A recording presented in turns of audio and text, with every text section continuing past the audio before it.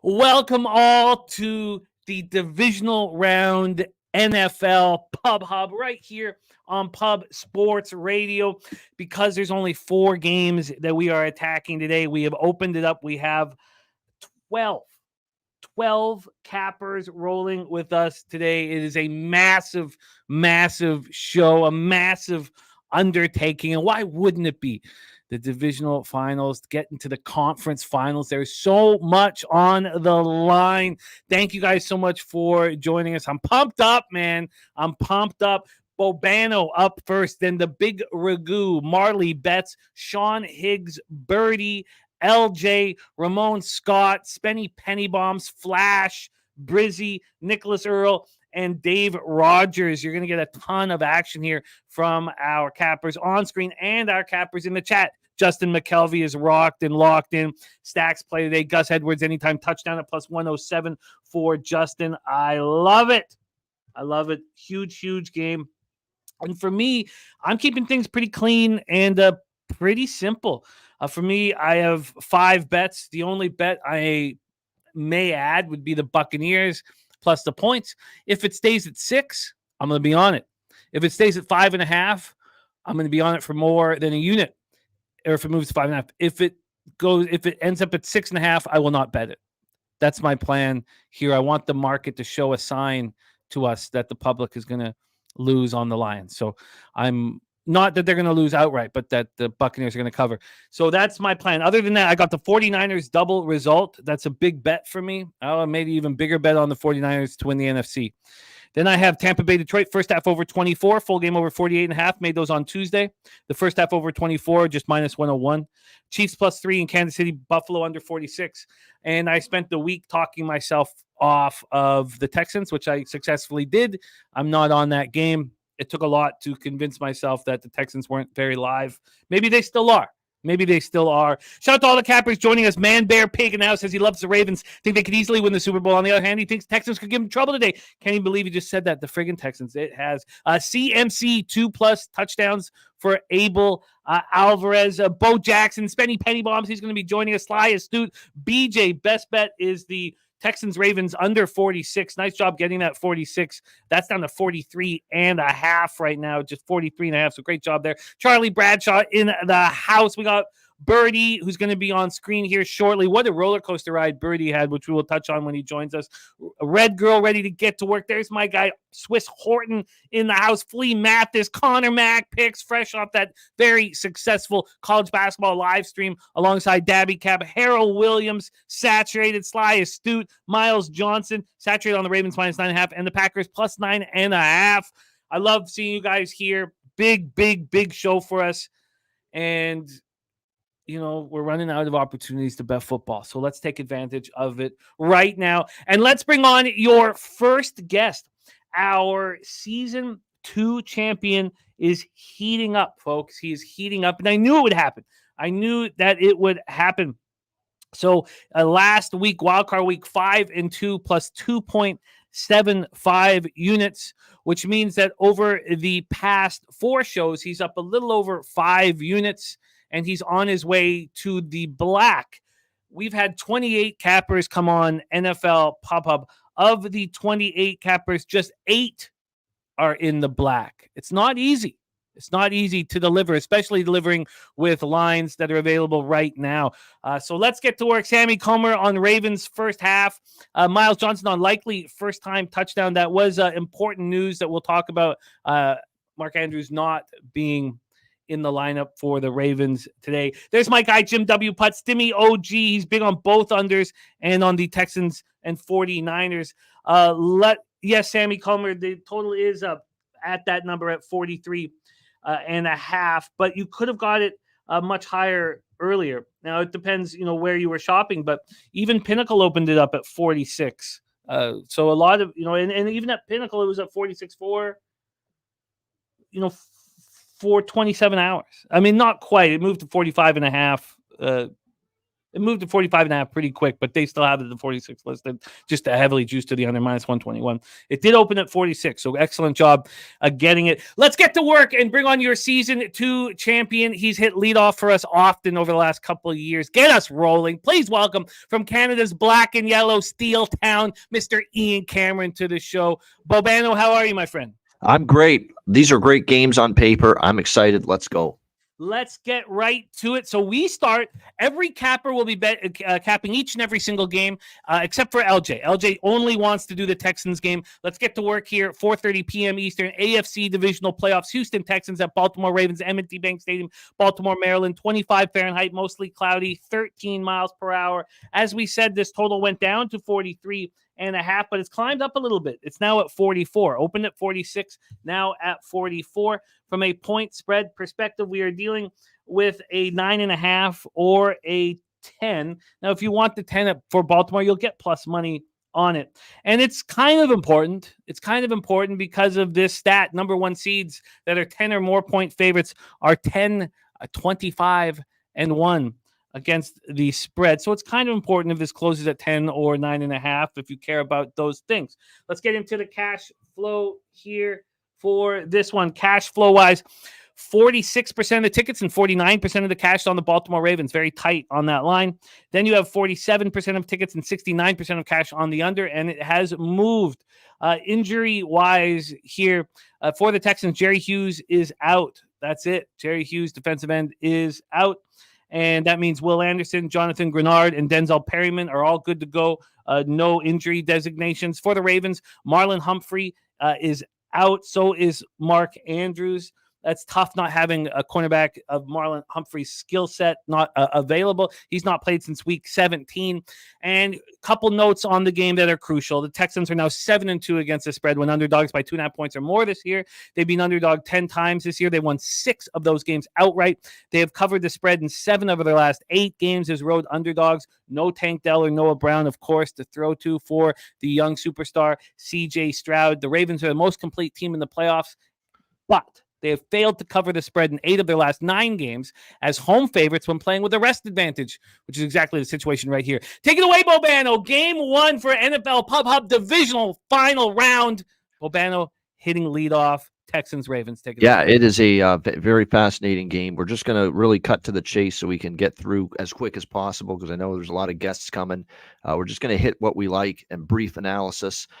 I've decided after a lot of contemplation, we're going to have a mix here. We're going to do a side, we're going to do the full game total, and we're going to do a couple of props. I've talked myself. Now, I've got small bets on Baltimore early, and I've got it in my mind that they're going to start fast, but that Houston's not going to go away.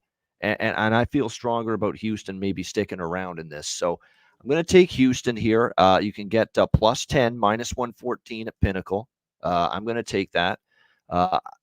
There is that truth out there that the number 1 seed in the divisional round hasn't done great ATS the last long time, home favorites especially. So, and I think of the 2 dogs, I've got a little more faith in Houston to compete than I do Green Bay.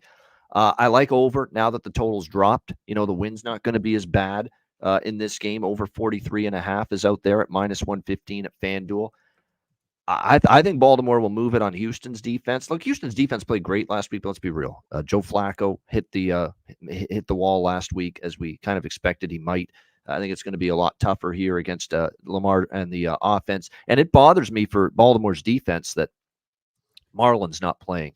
And I think that's going to mean probably more opportunity for Nico Collins to make big plays down the field for the Texans in the passing game. So I think 43.5. I know at 46, probably it's not a no play, but people betted under all week thinking the wind and the weather was going to be a big deal. It's not going to be anywhere close to as bad as people thought. So now at the good number, 43.5, we'll go over. And I do like some props here in this game. I like Isaiah Likely over receiving yards for Baltimore. Tight ends have been an issue for Houston all year. I don't see that changing today. And I'm taking the value for, and by the way, receiving yards is over 37.5, minus 130. At DraftKings. And I'm also going to jump on his touchdown prop at plus 230 at Bet Rivers. That's just outstanding value. I think there's a great chance we see Likely find the end zone for the Ravens. in this game. So those two props I like. Gus Edwards touchdown. We'll go with that at plus. Let me just see here with the price here. We'll let it refresh. Plus 130 at PointsBet with Gus Edwards to find the end zone for the Ravens in this game. And one last one for the Houston Texans, because we've got no Marlon Humphrey today. I'm going to roll with Nico here, over 76.5 receiving yards, minus 112 at Betano, and also the Nico Collins plus 170 touchdown prop. So there we go. Nico That's Collins everything for that game. Plus 170 was the touchdown prop. What was the yards? 76.5 minus 110. 76.5 yep. Minus 110. All right. Bobano coming out firing. Texans plus 10 minus 114. Over 43.5 minus 115. Isaiah Likely over 37.5 receiving yards. And anytime touchdown plus 230. Gus Edwards anytime touchdown plus 130. You're in good company. That is the stacks play of the day from our Justin McKelvey. Nico Collins over 76.5 receiving yards. And anytime touchdown at plus 170. Bobano coming out firing. Let's move on to game 2 here for Bobano and for all of us.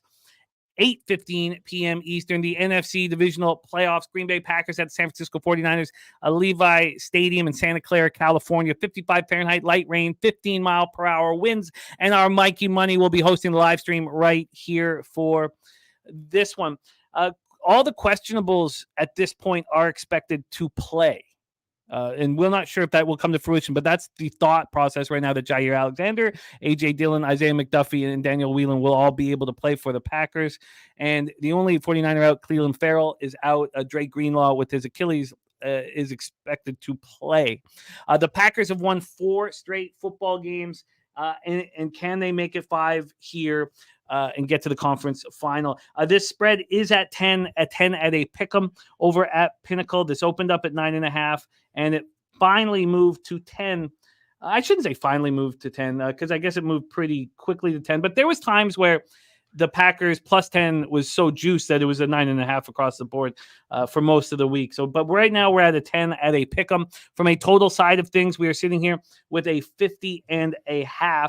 This has been all over the place, but it opened up at 51 and it dropped down to 50. That was a big move at Pinnacle. It was at 50 for a long time. So we've just seen it move to 50.5 37 minutes ago. So it's the first time that it moved off that 50 number. All the other books were hanging 50.5 except for Pinnacle, who was hanging the 50. We get into the cash flow for this spot. We have 43% of the tickets, 40% of cash on the Packers. You have 73% of tickets, 80% cash on the over. And we've finally seen a sign from Pinnacle that the over might be live. Since week 13, Jordan Love, the number 1 graded quarterback, according to Pro Football Focus. Can the Packers take advantage of the San Francisco 49ers weak run defense? Niners ranked 26th in rush EPA per play allowed and 24th in rush success rate allowed. Green Bay only played 2 outdoor games this season against NFC playoff sides. They got destroyed in both of those games. They lost by a combined 28 points. Kyle Shanahan and his elite offensive mind against defensive coordinator Joe Barry is where we see the biggest advantage in this game. And we talked about the struggle for number 1 seeds. Take it away, Bobano. Packers, Niners.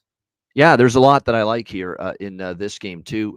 Let's be. I'm on both team totals over for this game. That's what I decided on, and I'm on full game over. Those are the main 3 sides and totals. I think Green Bay can actually hit 20. I've got over 19.5 minus 125 at Bet365 on Green Bay team total over. I think they can get to 20. Quite honestly, I'm not so sure about cover the number. I feel if you like Green Bay, take the team total over because I don't think their defense is gonna have an easy day against San Francisco. So I'm on the Packer team total over. I'm on the Niner team total here in this game as well, over, which is currently 29.5 minus 140 at Pinnacle. We'll roll with that, 29.5 minus 140 for the Niners team total over.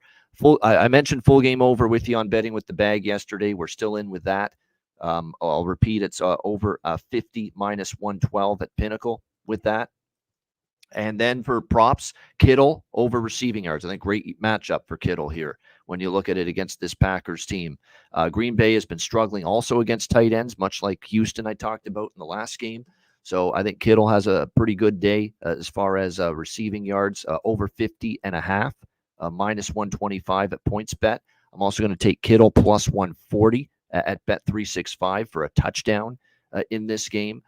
Also, an anytime touchdown on Deebo Samuel for San Francisco, plus 110 at Bet365. And one more, and it's I would have been on the touchdown prop for this guy too, but obviously we're not laying minus 300 or 400, which is what it's gotten to with Christian McCaffrey. But I am on his rushing yards here today. Over 89.5, minus 116 at Bet Rivers is the best number out there right now. Green Bay's run defense was not exposed last week because A, Tony Pollard hasn't been the same running back since his leg injury, and B, because they were down big in that game. They had to abandon the run. This is the game where that run defense of Green Bay, which is very shoddy, we see it show up. So Christian McCaffrey over 89.5 rushing yards, and that is it for this game. And what was the juice on the CMC? Minus 116. Minus 116. Bobano locked in. Packers, Niners over 50, minus 112. Packers team total over 19.5, minus 125. Niners team total over 29.5, minus 140. Kittle over 50.5 receiving yards, minus 125. Anytime touchdown for Kittle at plus 140.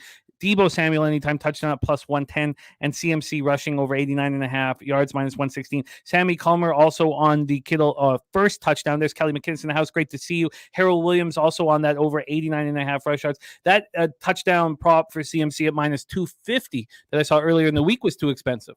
Yeah. So imagine now. And big show picks. Don't forget, we have our big UFC show, a huge UFC event tonight here in Canada. And it's at 6:30. The video pops off the live stream, and we have our free contest. So enter the free contest. Maybe Jose can pop that free contest into the chat here so you guys can jump in on that one. All right, Bobano, we move on to tomorrow's action. So let's roll here into it immediately. 3 p.m. Eastern, NFC Divisional Playoffs, Tampa Bay Buccaneers, Detroit Lions. We're at Ford Field in Detroit, Michigan. The injury issues for the Buccaneers have really cleaned up. Shaquille Barrett with the ankle expected to play, and they've been really battered, and they're about as healthy as they've been all year. James Houston could play. We've been saying that for a long time. And Sammy Laporta feels a little better than he did last week. Khalif Raymond is out. Let's get into the line history here for this one. Tomorrow, 3 p.m. And I moved on the over the 24 first half and over 48.5 on Tuesday. We have it at 49.5 juice to the over right now. I did see 50s on the board earlier. There's still a couple, one at Heritage, but it looks like those 50s are no longer, which is too bad.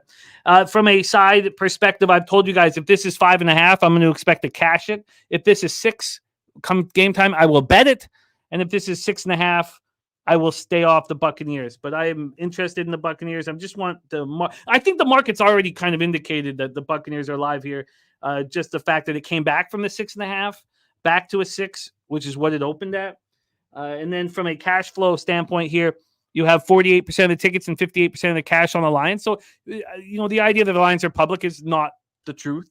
Even though we think of them as being public in this spot, they're not. 63% of tickets and 84% cash is on the over. So Tampa Bay finished the regular season 8-1 against the spread on the road. They've now won 6 of 7, and they've allowed just 34 points over their past 4 games in Mayfield. First Buccaneer in franchise history to throw for 300 or more. He's also very good against zone coverage, which the Lions deploy nearly 60% of the time.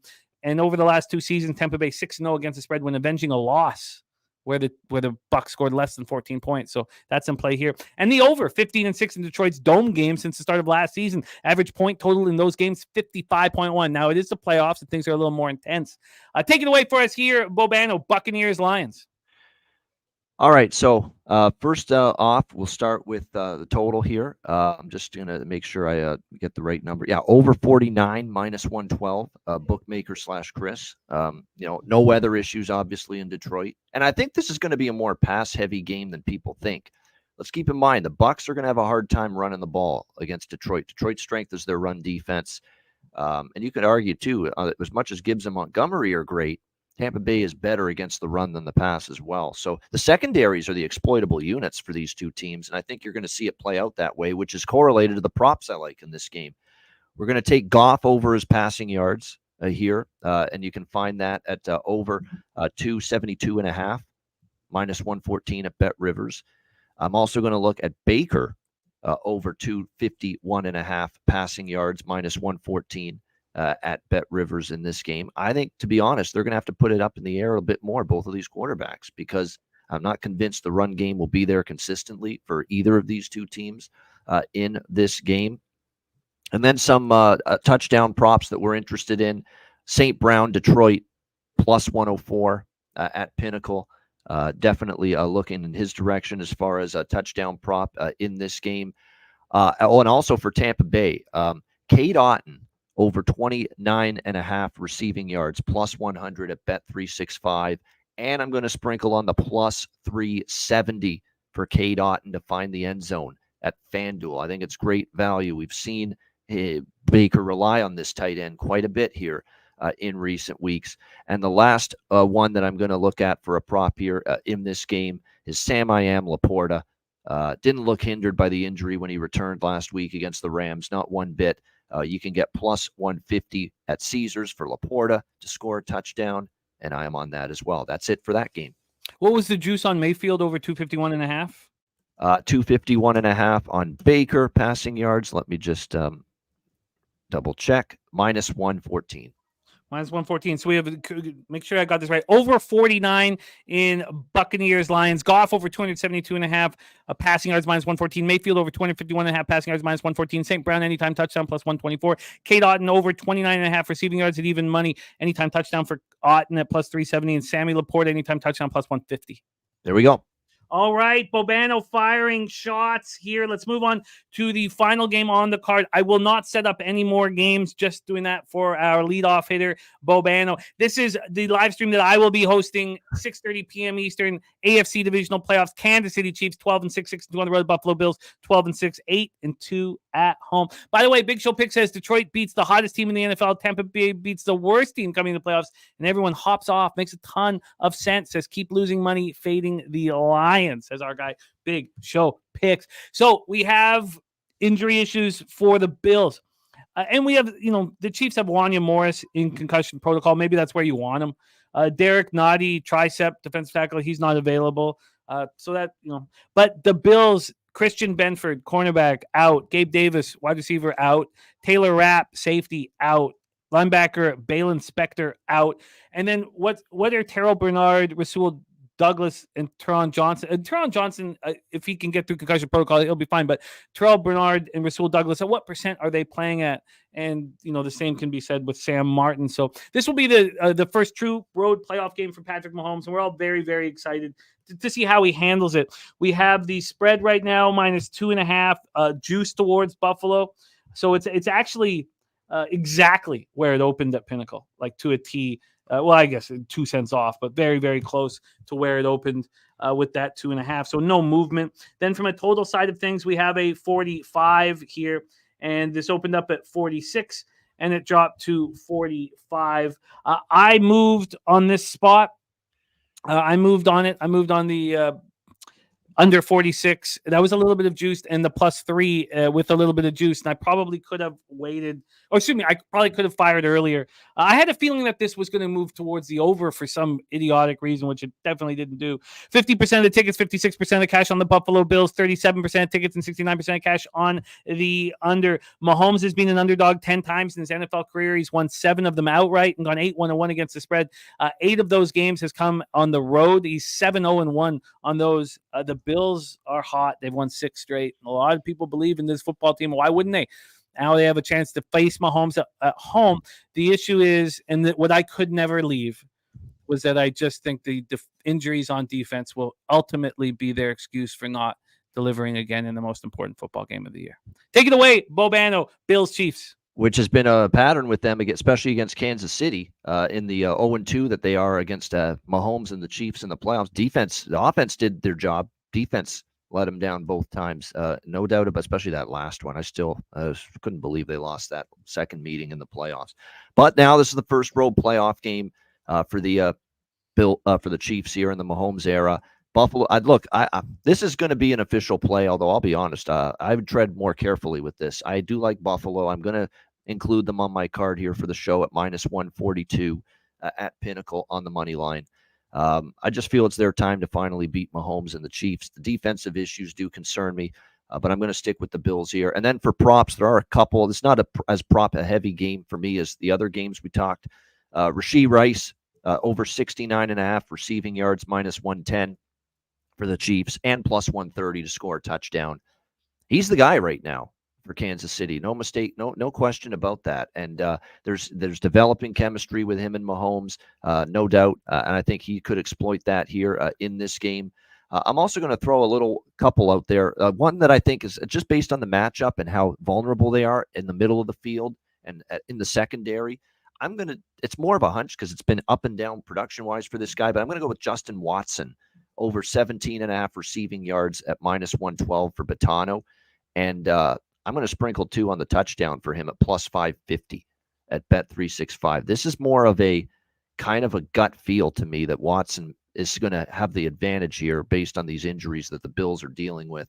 And then on the Buffalo side of the equation, Josh Allen over rushing yards at over 42.5 is the best we can do with that. Over 42.5 rushing yards, Josh Allen -115 at Bet99. And Josh Allen, touchdown here, -110 at DraftKings in this game as well. And one last one, because I find he's been a couple more touchdown. Actually, you know what? With Shakir, I'm going to go with the over 32.5 receiving yards, -110, Bet365 for Shakir in this one. And also Shakir +350 at PointsBet to score a touchdown for the Bills. We see his profile going up in this and his inclusion in this offense going up as well. And one last touchdown prop to wrap up my action on this game, and that is the great young rookie tight end for the Bills, Dalton Kincaid. We saw him score against Pittsburgh, +270 at PointsBet for Kincaid touchdown. And I believe there is one I forgot, Jimmy, from one of the other games, and that's Jordan Love passing yards.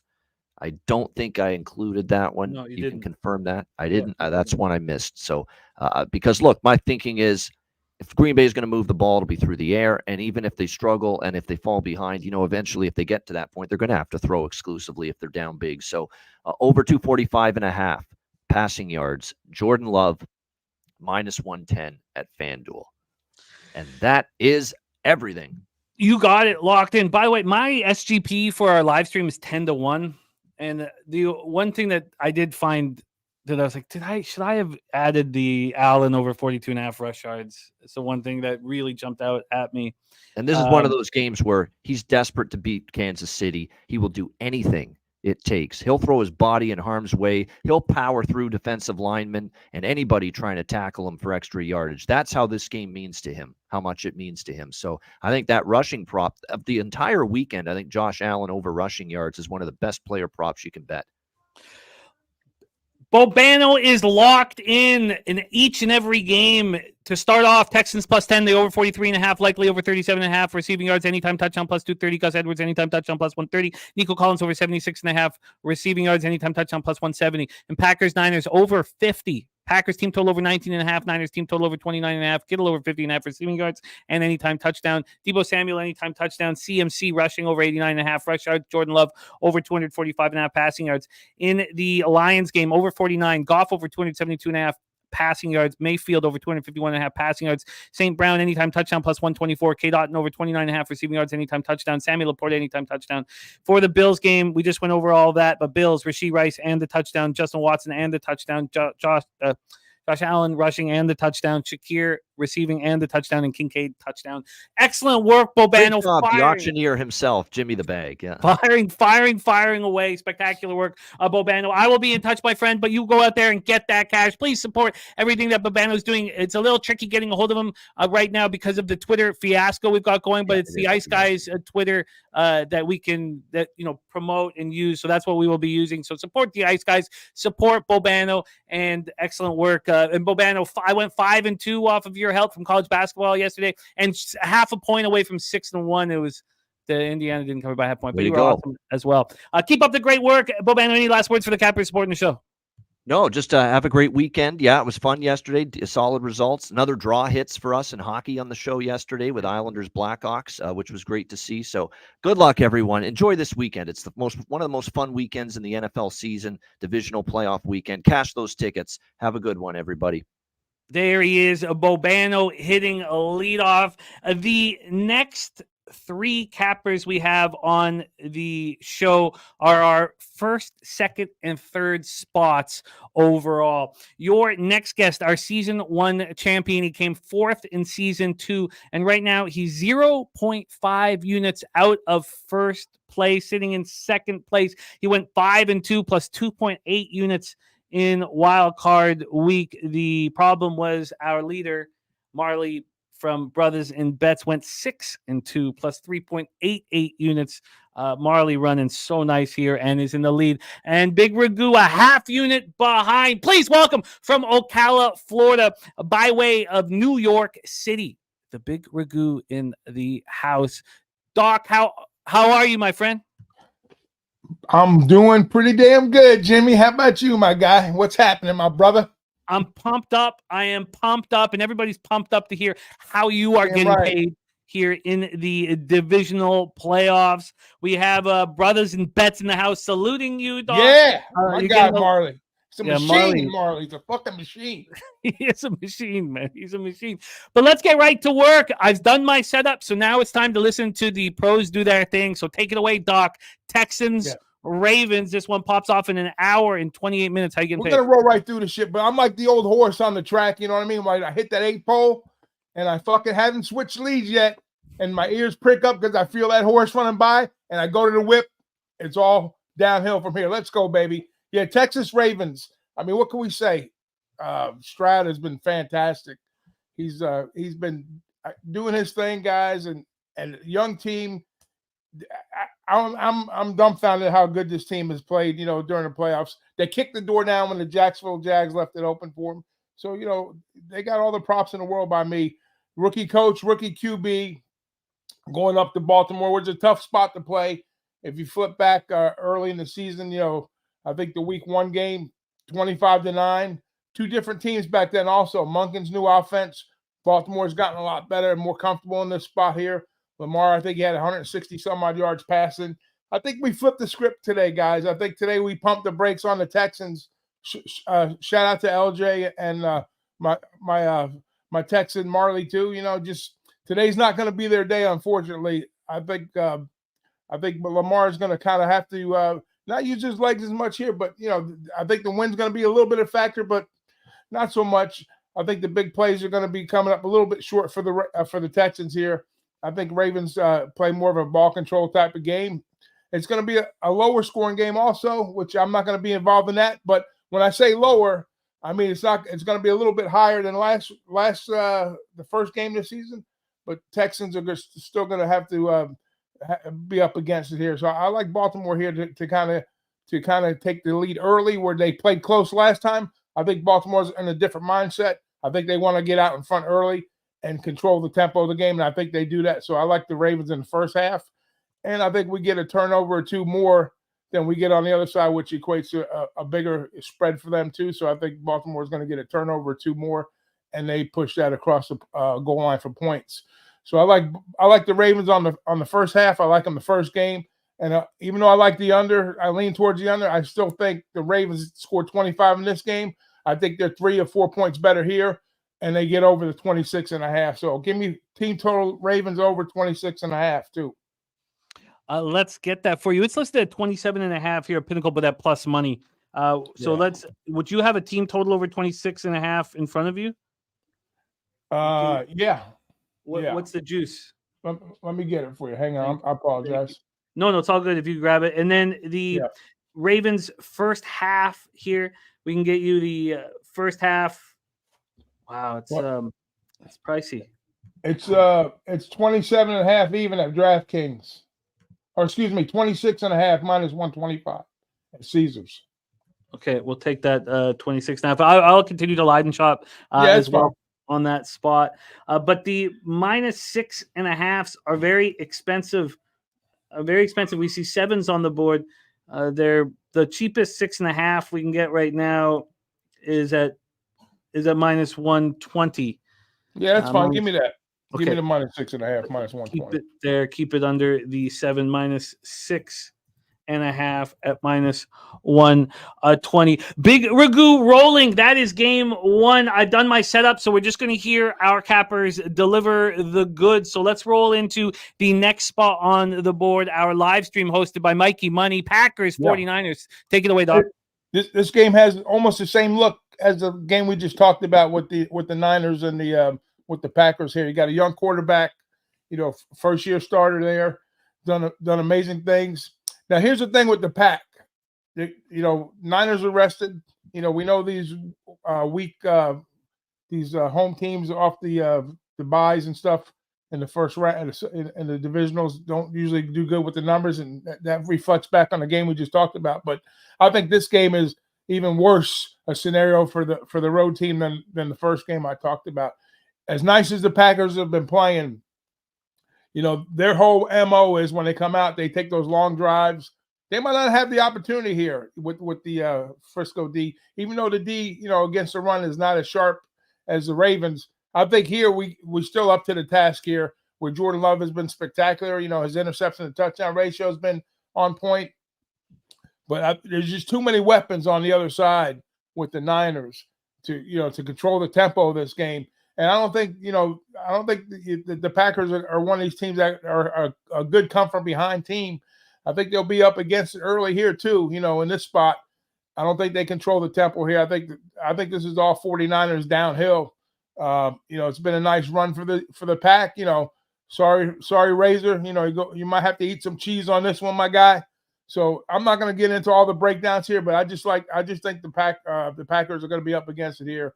I'm not a prop guy, but I like a ton of CMC here. I think they shut Rodgers down, and I'm going to double up on the Pack on the Niners here, full first half and full game. 49ers first half and full game. I can line shop for that, and we can move right into the next game. Is there anything else you're adding, or just keeping it clean? No, I'm just going straight across the board on this one with the Niners first half, full game. 49ers first half and full game for Ragu. While I line shop, let's hear him talk about the next spot on the board. One I can't wait to watch. The Buccaneers and the Lions 3 p.m. tomorrow. Your Bucks in action. Take it away, Doc. Like I said on the live stream when we were done, finishing up, I said the Bucks are going to be very live here in this spot here on the road. When we looked at that game with Philly, we know how dismal the Bucks offense has been at home, 18 points on average against a Philly team that's been giving up the ghost. And, we figured that was a get-right game possibly for Philly facing the weak Buck offense. But I wouldn't call it an aberration game for Baker because this team all year has been, he's been pretty solid. Team is 12-8 or 12-6 ATS at 67%. If you've been back in the Bucks, one of the best return rates in football, guys, against the number. So why change it up here against the Lions team that you think they won the Super Bowl last week by the way they celebrated that victory? Now they got to put they got to put it all together. The Rams outgained them in that game. It was a good game, very entertaining. But and the weak secondary of the Lions is going to cause some issues, as the Bucks has a weak secondary. And both teams are probably going to play their strengths here. The over's live, I guess, if you want to call it that. But I think the Bucks are going to make one more big play here in this spot. I think Lions are uncharted territory. The Bucks have been there before; they've done it. 4 years they've been in the playoffs, so they know how to win here. They know how to take their show on the road, which they're a better team on the road. So I think, and Baker's having a heck of a season. He's a top 10 quarterback. You can dry your tears up, Lions, early, but you're going to be crying after the game. So I'm taking the Bucks on the points, and I'm going to sprinkle on the money line too. So I'm going to double down with Tampa here. Full game Bucks, money line Bucks. Full game Bucks, money line Bucks. We got you the -6 for the Niners at -111 and the -10 at -105. We're going full game Bucks, money line and spread. While I line shop for that, lead us into the next game, our live bet stream for Sunday night, Bills Chiefs. Take it away. Yeah, this is the scripted game. This is the most scripted game, the theater game, whatever you want to call it. The primetime game, which we've been smashing the unders. and technically it's an earlier start, but it's still a primetime game.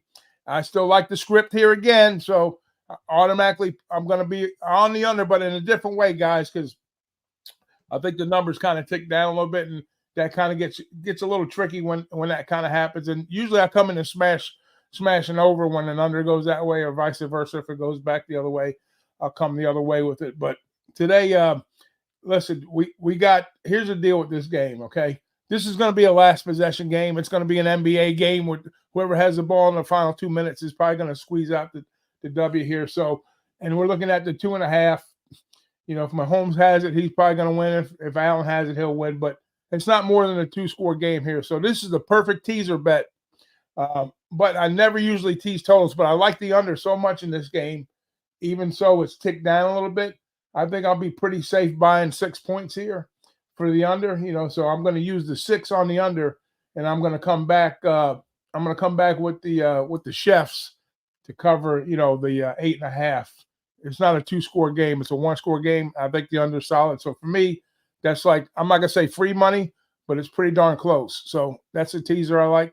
I usually don't go to totals on teasers, but I think we're in a good spot here with this game.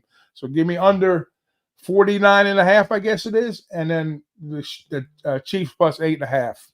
And I think it's, like I said, it's a last possession game. So I don't like a side either way.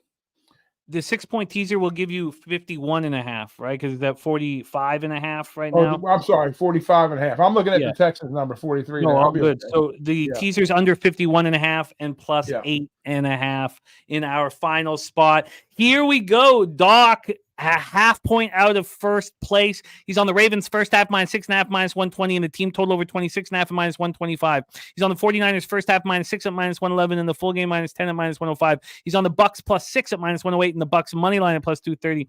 And his teaser for our live stream under 51.5 and plus 8.5 for these Chiefs. Raghu, thank you for always making time for us, my man. You know, the winner of season 1. Only three people beat you in season 2, and now one person this year is a half unit up on you. That's what you've done through 3 years. Yeah, man, I love it. I bet my guy Marley's got a smile on his face as big as the state of Texas right now. You go, Marley. I'll see you at the window, my friend. He's running. See everybody else. See everybody in the chat. Have a day, guys. Let's do it.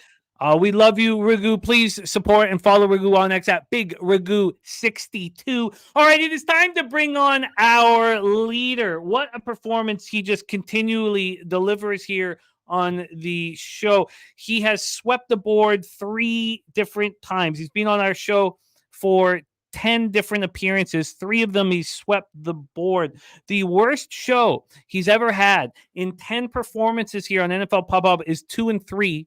Down 1.25 units.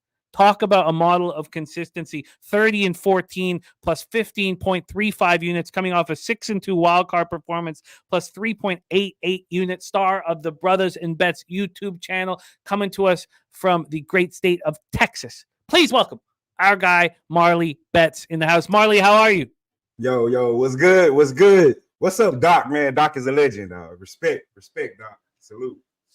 It's been extremely enjoyable watching you work this season, your debut season here in NFL Pub Up, and what a smashing success. Let's get right to work. Texans, Ravens in 1 hour and 16 minutes. Fire away. All right. So we've been talking in the chat a little bit, man. Everybody know I said this last week. I'm a little biased when it comes to this team. Obviously, I'm from Houston, Texas is my team. All right. So what I'm on, though, Texans team total over 7.5 first half. Jimmy, we've been riding this team total for I don't know, here a couple of weeks now. It's been cashing for us in the first quarter. I know everybody's scared of the Ravens defense when it comes to this game. Actually, I'm more afraid of the Ravens offense than I am the defense. CJ Stroud has proven to me that he can carve up any defense. And Slovak has proved that he can dial up plays that get guys wide open. I think we'll be able to score at least a little bit. I don't think we'll be able to keep up with the Ravens offense for a complete game.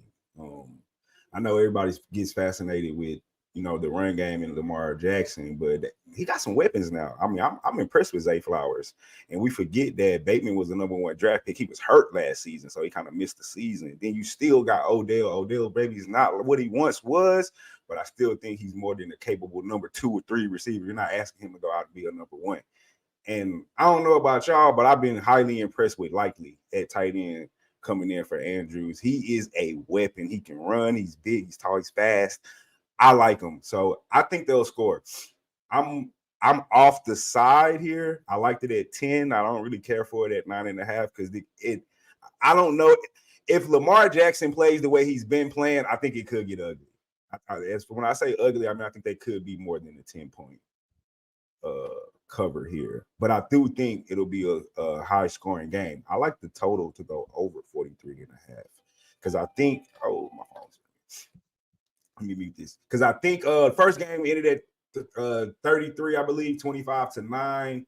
But that was CJ Stroud's first game. And you know what? We got 6 in the first half. We're only needing 7. I think we'll get a touchdown and a field goal in the first half. So I like team total over, and I like the full game over.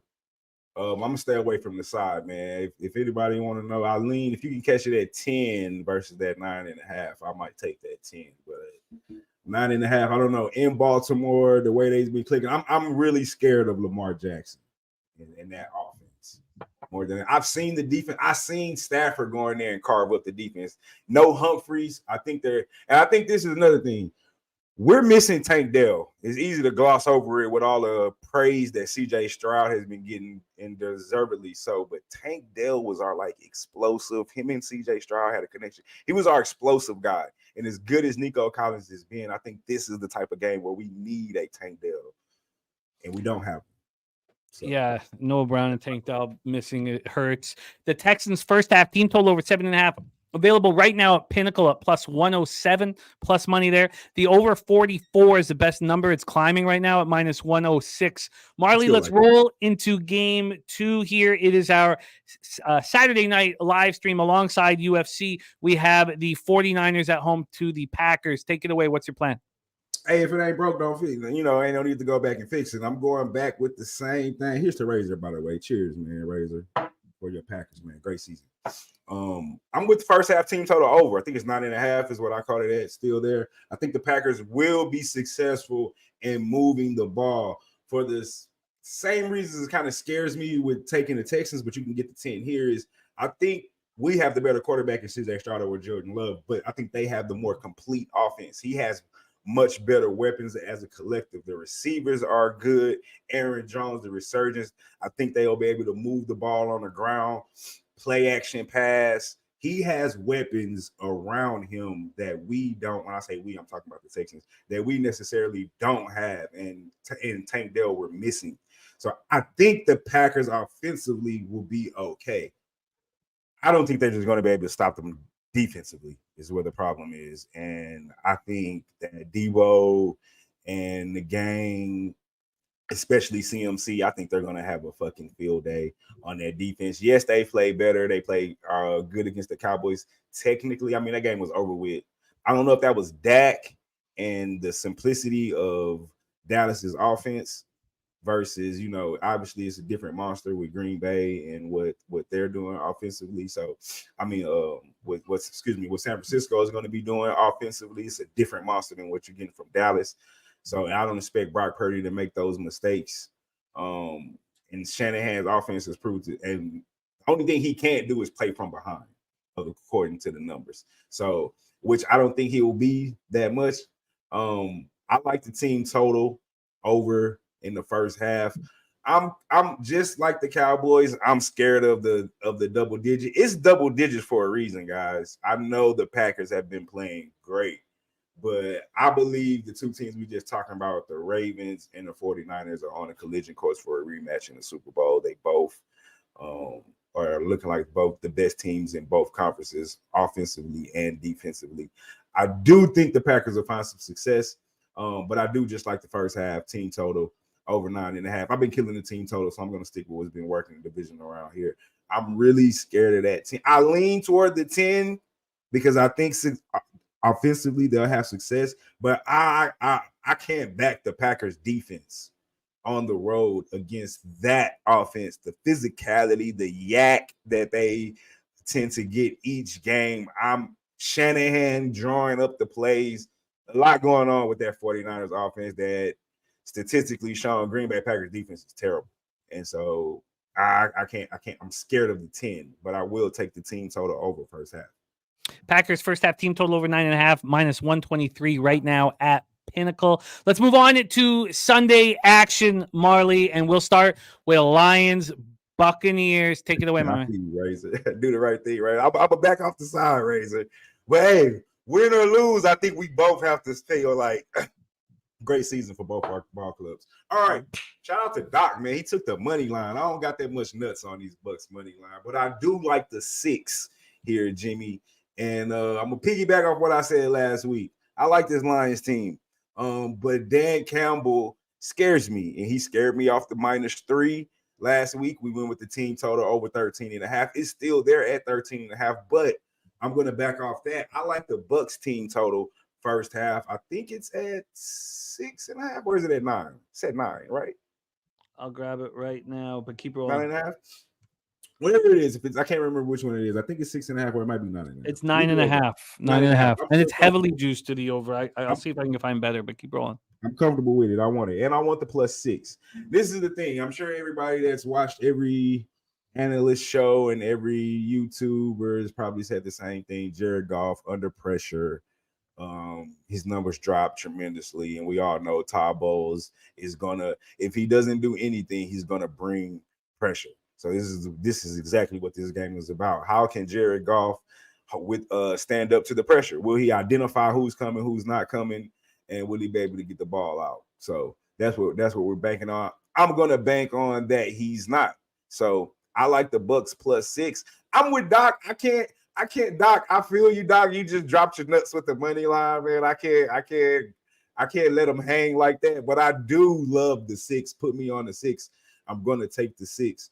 I'm also going to take the Bucks first half team total. I think the defense for the Lions can be had. Baker, if he can stay in this little zone that he's in, which he tends to get in and out of. Sometimes he plays terrible like he did against the Panthers and only mustered 9 points, but other games he can carve them up, as we saw against Philly. But, it's hard to judge the Philly game because obviously Philly, Philly wasn't what Philly was. They turned it in. They mailed it in, didn't want to be out there. So it's kind of hard to judge based off that. However, like I said earlier, what we're really talking about is we're talking about can Jared Goff handle the pressure. The numbers say he can, and I'm going to bank off that. I think it'll be a much more defensive game. I think they'll cover the 6. And I don't take, it's one of my betting rules that I'm sure we all have. I don't take an underdog if I don't think they have a chance to win. I don't know if that makes sense to people, even though they might not win, but if I'm not taking the team just only based off the fact that they can cover, that's not how I bet. If I bet the underdog, I believe that they have a chance to win. I'm just taking the points as insurance. So put me on the 6. Put me on the team total first half. Also, put me on the under, Jimmy, because if the Bucks win, the game has to go under, in my opinion, because that means they're going to stop Jared Goff from lighting it up. You got it. And that total is, it actually come back a tiny bit, but it was climbing all the way up to 50 here. So we can get you, I think we might be able to still. Did we get a 49.5? Oh yeah, you get 49.5 everywhere. It is dropping though, interestingly enough. So 49.5, we will lock you in under 49.5 at -107. Under 49.5 -107. So you are locked in there. So we have 49 -107. We have Buccaneers +6 -108. Buccaneers first half team total over 9.5 -135. That's -150 at Bet365, but 135 at Pinnacle, and the under 49.5 at -107. Take us home into our final spot, the Chiefs Bills, last game on the board, our Sunday night live stream. Take us away. A lot of talk in the chat. I can't believe the talk that I'm hearing in the chat about the Bills. Don't get me wrong. Great season for the Bills. I, for sure, one of those people that counted them out 7 weeks ago when they went on this miraculous run. I didn't think they were going to get to the playoffs. But I've said this all along, and I'm going to continue to say this. I do not trust Allen. I don't trust Josh Allen in a big time situation. He turns the ball over entirely too much for me, Jimmy. Can't do it. Can't back a quarterback that we go into the game and he says, "Oh, if he only throws one interception, that's a good game." No, that's not a good game. That is not a good game for a quarterback. You don't want your quarterback to throw any interceptions. That's a good game. He turns the ball over entirely too much. Not to mention, the main reason I'm on the Chiefs money line is because the defense is so banged up. I mean, I hear people keep saying the Chiefs offense is not what the Chiefs offense once was. True. Granted, it's not. However, the Bills defense is so, I mean, Mason Rudolph looked good on a couple of drives down the field. What do you think Patrick Mahomes, and I keep hearing people say, "Oh, Patrick Mahomes hasn't been on the road." You know why he hasn't been on the road? Because he wins. That's why he hasn't been on the road. Because he's that fucking good. That's why he hasn't been on the road. Like, Patrick Mahomes is like our generation or the next generation's Tom Brady as far as this moment goes. As of right now, who knows what'll happen in the future, injury or whatever. Maybe he'll fall off a cliff. But do y'all remember what it was like betting against Brady? I don't know how many gamblers we got that go back, how old y'all are in the chat, but like, you don't bet against Brady in the playoffs. I don't care if he was going to Indy. I don't care if he was going to Baltimore. I don't care if he was in New England. You don't bet against the GOAT. Right now, Patrick Mahomes is the GOAT as of right now, currently speaking, against a quarterback. First of all, just give me a Josh Allen moment. The biggest moment that anybody's going to say is when he lost to the Chiefs. That's not a moment. Like, you lost. I don't count that as like your biggest moment is a loss. How good is that? Maybe they play good. Maybe they don't. Maybe he doesn't turn the ball over. But give me Patrick Mahomes on the money line all day. I'm going to take the proven winner with the better defense over the guy that hasn't proven anything yet with his banged up defense. Maybe the Bills win. I don't know. But give me the Chiefs money line. I doubt it. Chiefs plus 130. Marley, anything else you're adding to that spot, or are you just keeping it clean with the Chiefs money line? Just keeping it clean. Oh, no. I'll take that back. Chiefs first half team total over. It's 9.5. Chiefs first half team total over. Let me get that in here. And we've got our number one performer on NFL Pub Hub this year locked in. The first half team total over for the Chiefs is 9.5, but it's minus 149. That's fine. We'll take it. I don't love it, but we'll take it. Minus one. Weekend. We're gonna sweep the goddamn board today.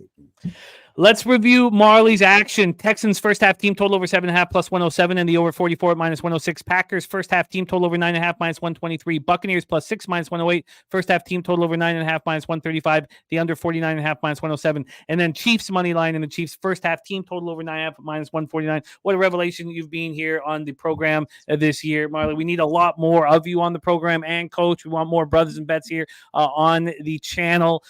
Thank you for sharing all your hard work and all your winners. 30-14 is our guy Marley, currently on top of the leaderboard out of 28 cappers. Please follow and support Marley at Marley_Betts and Brothers and Bets YouTube channel and Twitter handle. Thank you, Marley. Any last words for the cappers supporting the show? Yeah, man, y'all already know what it is. Let's beat Vegas. There it is right there. Our guy, Marley, in the house. We've heard from the top two performers this season on NFL Pub Up. It's time to hear from number 3. What a wild card week he had. 16 bets. That was his first. He had not hit 10 bets, but increasingly, as he's been on the show, his volume has gone up. We'll see what he has in store for us here for the divisional round. Currently 36-26 plus 9.73 units. On wildcard week, he made 16 bets here on the show and went plus 3.65 units. He has constantly delivered here on the show. So much so, we talk about the consistency of cappers. The worst show he's had with us, he has been on with us 9 different weeks. The worst show he's ever had here is 2-3, down 1.3 units. We're talking about a model of consistency. Star of Midday Money. Please welcome Mr. Sean Higgs to the program. Sean, how are you, my friend? Not too bad. Hanging in. hanging in there. Well, Hope it let's have another good day. What are we going to do? That's what we need. We need it badly. We're 1 hour away from kickoff for the Texans game. Take us there right now, Sean. I've set all these games up, so we just want to hear how you're getting paid. Take it away. All right, so what do we got here? Game 1. What do we have here on the setup? Houston and Baltimore. Let's go. I'm going to throw a lot of volume at you again today. I'll go sides and totals, basically everything. I'm going Ravens minus the points and under the total here. All right. Okay. Not much to say. I think Lamar, and this will go into my props here. It's going to have a monster game. So ready for some props here, Jimmy. Lamar rushing props. Over 70 yards. These are all FanDuel. I don't know where you're going to find them. Find the best numbers for me here. It was a 2-1. Over 70 rushing yards, 200. Over 80 was 3-1. Over 90, 4-1. Over 100 yards plus 630. Whoa, Lamar okay. MVP. Go ahead. Whoa. Let's slow down here. Sorry, we're firing fast. It's so very exciting. Lamar Jackson over 70 plus 200. Over 80 was at what? Over 80 was 3. Plus 300. Over 90? 4-1. And 100 plus? Plus 630. Jesus. Okay, keep rolling. I was going to do some props here, but we'll just keep them. I had a couple touchdown props for the games, but you can find those on Twitter. Let's just keep these 4, and I'm going to have 2 other props in other games. That'll wrap up this game. I just think the Ravens at home, a lot to prove. Take care of business. Texans can't stop the run. They shouldn't even be here. They shouldn't even be here. Colts should have kept running the ball. And so let's go. Ravens under. Okay, so we have the under 44 at minus 106. We have minus 9.5 at minus 110. And the Lamar Jackson over 70, over 80, over 90, and 100 plus. We have Sean Higgs firing away. We're firing all right. Roll into our big game tonight, our live stream tonight, 49ers Packers. Here comes another fire one for the chat. It'll pop up in a second. Jesus, look at that. And there he goes. I do not understand. It doesn't cost these people a red freaking cent at the like button. This is on any channel. You go in, I see people watching, and how it doesn't just bounce out between likes and dislikes. As if you don't have, people giving out winners in here. I mean, Marley and Ragu crushed it all season here. I'm having a good season. You got other guys in a positive coming in on the football show. That's just when I pop on. It's not even like other channels that are giving out or shows rather, just giving out winners. Hit the freaking like button, man. I do not get it. $207 dono. We know which cappers are succeeding in. I did say 9.5, Perky. What is the line? Did that line come down there? Yes, minus 9.5 at minus 110 for the Ravens. You are locked in. That's available. Okay. Oh no, because he said it was 9.5. I didn't know. I mean, yeah, I don't. All right. Minus 9.5 market wide. Thank you, Sean. $207 dono. What a monster dono. Big Ragu says Sean is a saint. Preach, my brother. He's also a winner and delivering. Yeah. Winners. Sometimes I don't like hyping and flexing. Sometimes you have to come in and show a little. Like I don't understand. You can't hit the like button. What are you doing, people? I do not understand. Hit the like button. We love you. We love you. Like. We love you, Sean. Keep rolling, though. 49ers Packers, and thank you so much for your support of the channel on screen and off, man. It means a ton to us. All right, 49ers and the Pack. So, Jim, I do the midday money. I do late night now since it's college basketball. We got tournaments coming. This will be talking about, shout out, Razor, your trash little baby. All Razor I'm going to talk about is how the youngest team in the league is going to shit their little diapers today. Freaking the Packers. Now, you're going to wet the bed like the babies you are, the youngest team in the league, sucking your thumbs back to Lambeau with your nasty from under my nuts cheese.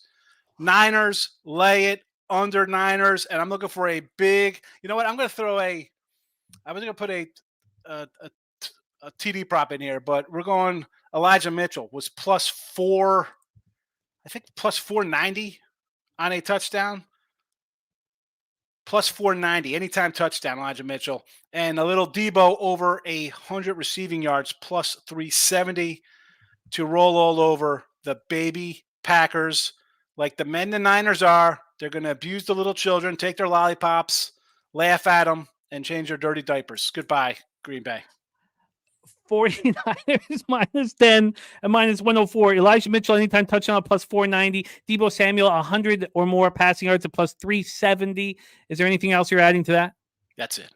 Look at that. We're firing shots. I'm a volume kind of guy. I come out a lot. I love it. I love it. I love it. Let's roll into Sunday action. The Detroit Lions, Tampa Bay Buccaneers. Take it away. Yeah, I'm just going to roll with the points here with Tampa. I'm shocked this line wasn't a touchdown or 7.5. Everybody loves Tampa Bay. Everybody loves Detroit. No love on Tampa, right? I mean, everybody's like, ooh, Tampa. I like Tampa. I think the wide receiver is going to have some good games here. Detroit defense is still questionable for my liking. And they were literally a hold or a defensive pass interference or a late hit defenseless receiver shot to the head. Loser. I mean, if they would have threw a flag on that last play there. So I don't have any love for the Lions. I don't care that their coach wants to go eat wood or whatever the heck he wants to do. Super. Give me Tampa Bay in the points here.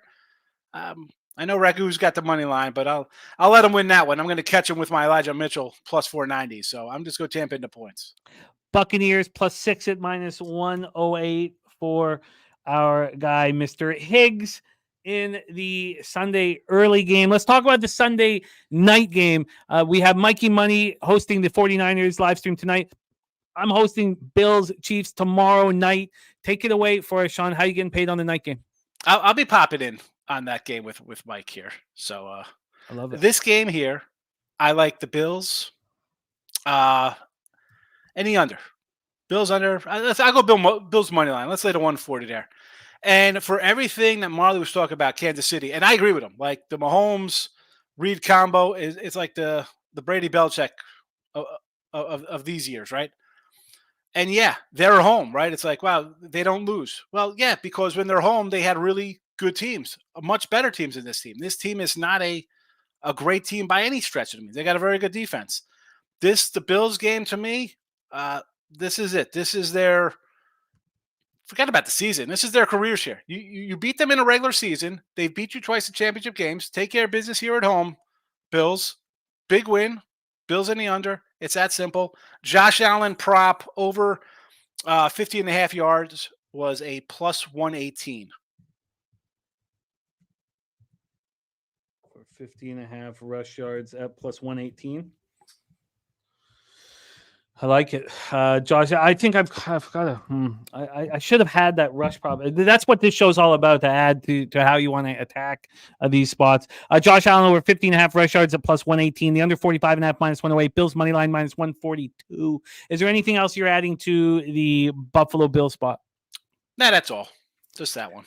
Mr. Sean Higgs. He can be found on our live stream this evening. I hope you can join us as well tomorrow evening on the big Chiefs-Bills game. Sean's on the Ravens -9.5, the under 44, and Lamar Jackson over 70 rushing yards at 2-1, over 80 at 3-1, over 90 at 4-1, and 100 plus at plus 630 going for the championship belt. 49ers -10, Elijah Mitchell anytime touchdown plus 490, and Debo 100 or more plus 370. The Buccaneers +6 at -108. The Bills money line, the under 45.5, and Josh Allen over 50.5.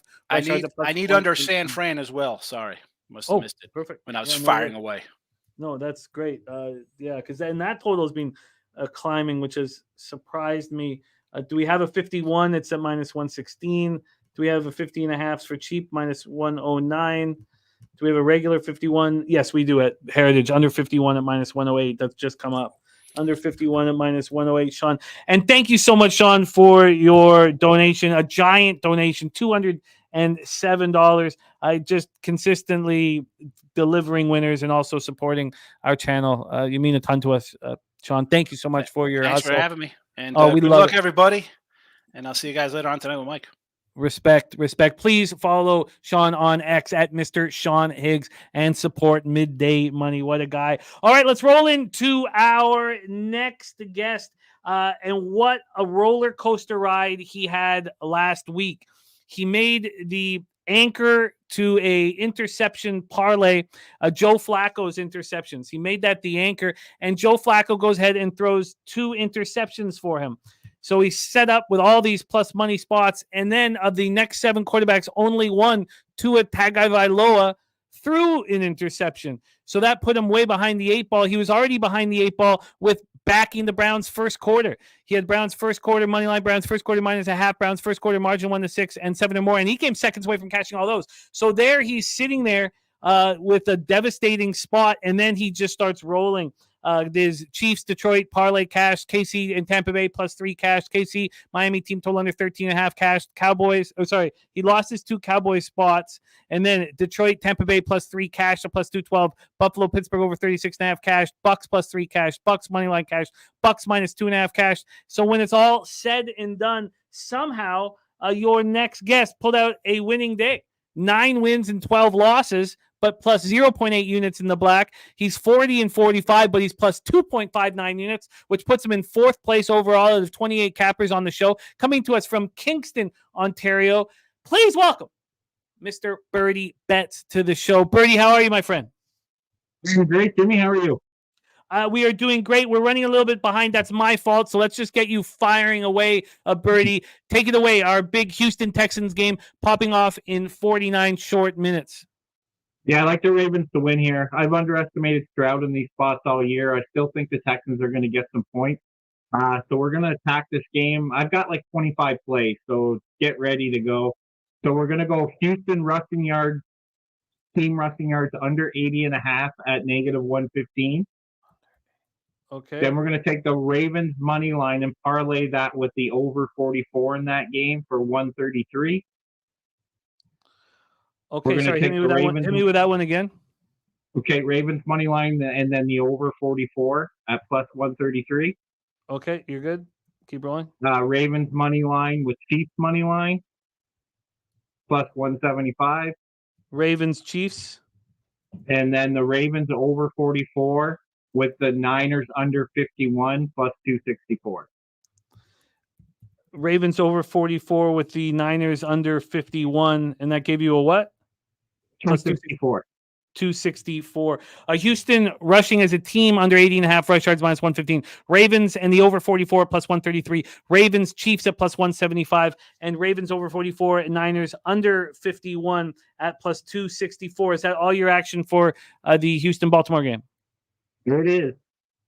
There it is right there, locked and loaded. Let's move on to our big Saturday night spot here on Pub Sports Radio. This live stream hosted by Mikey Money. Take it away, 49ers at home to the Packers.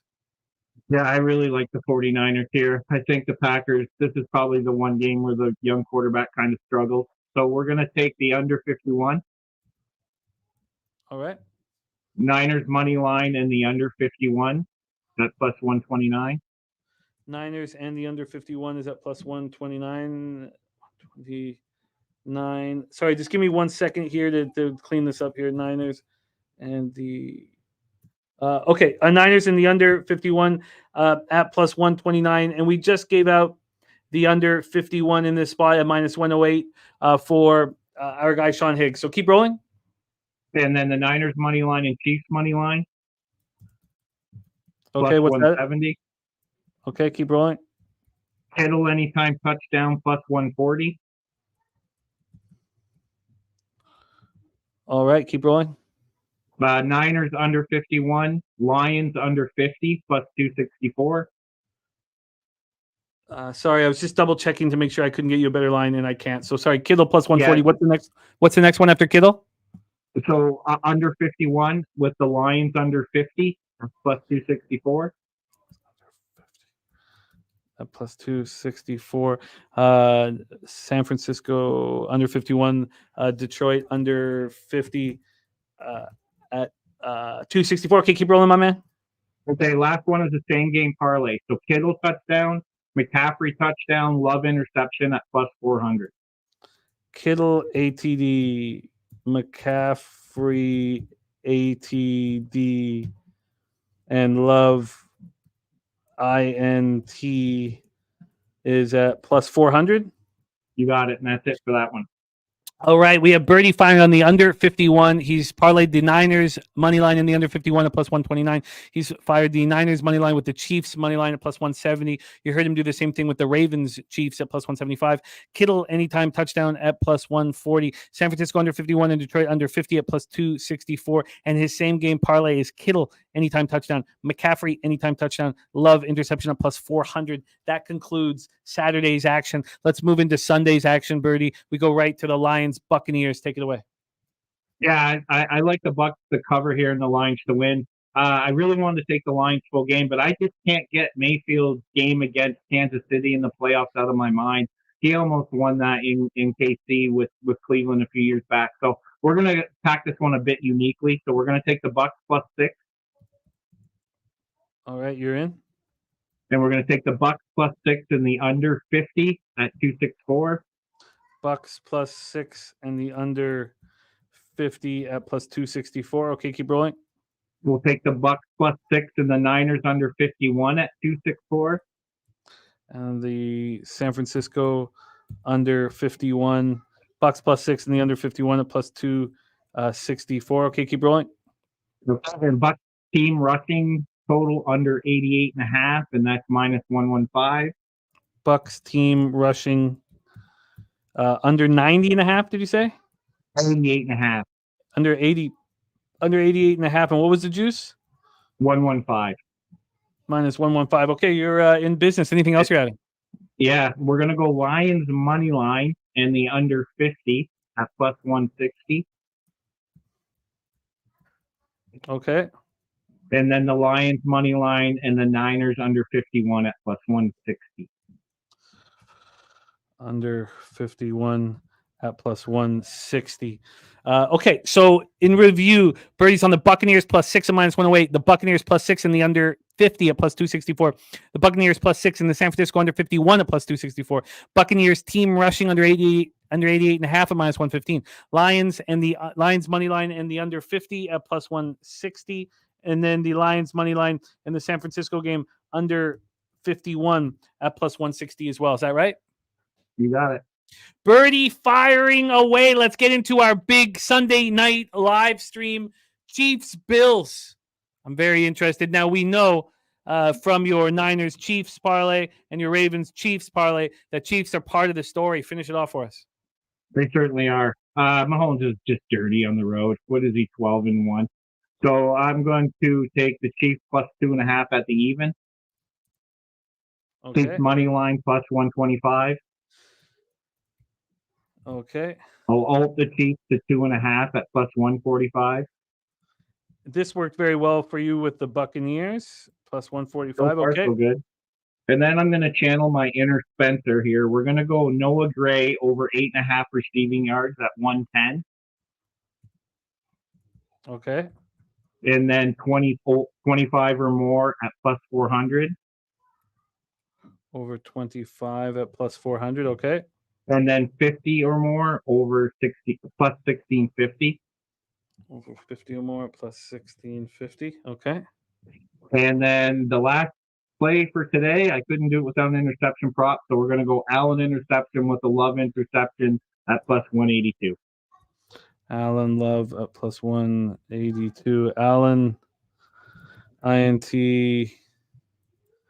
Love INT at +182. All right, our guy Birdie firing away. Let's review his action in the Chiefs game. He's on the Allen interception, Love interception, parlay +182. Noah Gray over 8.5, 25 or more, and 50 or more. We have Chiefs -2.5 at +145. Chiefs money line and Chiefs +2.5 at even money. Then Lions money line, San Francisco under 51. Lions money line and the under 50. Bucks team rushing under 88.5. Bucks +6 and the Niners under 51. Bucks +6 and the under 50 in this game. The Detroit Tampa game. Bucks +6 and -108. He's got an SGP in the Niners game. Kittle anytime touchdown. McCaffrey anytime touchdown. And Love interception at +400. He's got the Niners under 51 and Detroit under 50 at +264. Kittle anytime touchdown +140. Niners money line. Chiefs money line +170. Niners in the under 51 at +129 and the under 51 at -108. Then he's got the Ravens over 44 and the Niners under 51 at +264. Ravens Chiefs parlay +175. Ravens in the over 44 +133. Houston team rushing under 80.5 at -115. Birdie firing away. Birdie, I love it. Thank you for jumping on and delivering the goods. What I was imagining your roller coaster ride last weekend, because that first quarter looked like it was going to cash, and then you get the Flacco, and then it's just what a. And I even text both Troy and Doc and Ragu about what Birdie's going through right now. Capping can be just such a a fickle mistress, and you felt that hugely, and you still came out in the black. Very impressive. Birdie, thank you so much for sharing your hard work with us. Please follow Birdie on X. He puts all his action out there. He asks for nothing in return at Birdie_Betts. And Birdie, thank you for always making time for us, my friend. We love you, man. Any last words for the Capper supporting the show? Thank you for having me, and let's win some money, everybody. Let's go. Let's go. Dwayne Saminsky says, hey, Jimmy, do you think the NFL really wants a Taylor Swift romance to end this weekend? She's been bringing a lot of money to the franchise. I don't let that stuff get in my head, but I am on the Chiefs. But it has nothing to do with that. I just don't let that stuff get in my head. I don't. Now, I know a lot of people believe there's, scripts and all that stuff. I'm not one of them. I think if I believed too much in that, I wouldn't be able to do what we do every day and love it so much. But I hear you. All right, Birdie in business. Let's bring on our next guest. He is the star of the Trill OG play of the day, and he only wants to talk about his Houston Texans. So just one game on the docket for your next game. Please welcome the star of our NBA programming on Betting with the Bag every Friday and a big part of our content here on Pub Sports Radio from Houston, Texas. Our guy LJ from H-Town in the house. Pub Sports Radio's the crew, that's a fact. We all about bread, making bank accounts fat. Who the hell is that? LJ from the H, I stack green like Boston. Shout out to Nasty Nate from down south, where we ride on slab. 420 highway smoking with that boy Dabby Cab. Swing by Dallas with them Cowboy fans so we can smoke out J Money, cause you know that's our mans. Us against the bookies, put money in our pockets. Fly out to Vegas, meet up with Ski Profit. Hit the sports books, we got money to stack. Can't forget them college picks with that boy Connor Mack. LJ, my man, welcome to the show. You are only hammering this Houston Texans game. Please take it away and take us home, my friend. It is great to see you. Well, first off, how are you, my friend?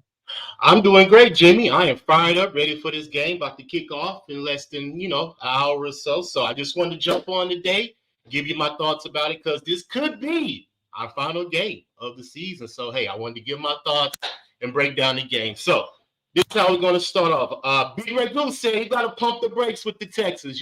Strauss impressed him, but this is where we fall short, he says. And shout out to my man Marley, representing H-Town with the lead. Marley was the first person that introduced me to sports betting. So he's always going to have a good special place in my heart, man. He's changed my life. But, yeah, as far as the game, I'm in agreement. I don't believe we can win the game, Jimmy, but I think we could keep it close. Now, it all depends on if the Texans can have a semblance of a run game. They have to out-scheme this Baltimore defense because the big plays are not going to work. C.J. Stroud's been connecting on these long passes for the most part of the year. I believe it slows down today because that's where Baltimore is best, But you can run on them if you find a similar scheme to get them. So as far as that, I'm just going to stick to the total, Jimmy. I'm going to take the under 43.5. 5 out of the last 6 games these teams have played has gone under. All 4 of Lamar Jackson's playoff games have gone under. 6 out of the 8 road games that Houston has played, that Stroud has played this year, last 6 out of 8 have gone under. So I believe that even the first half, I believe, is going to go under. But I'm not making it official for the show. I'm just taking a full game under 43.5.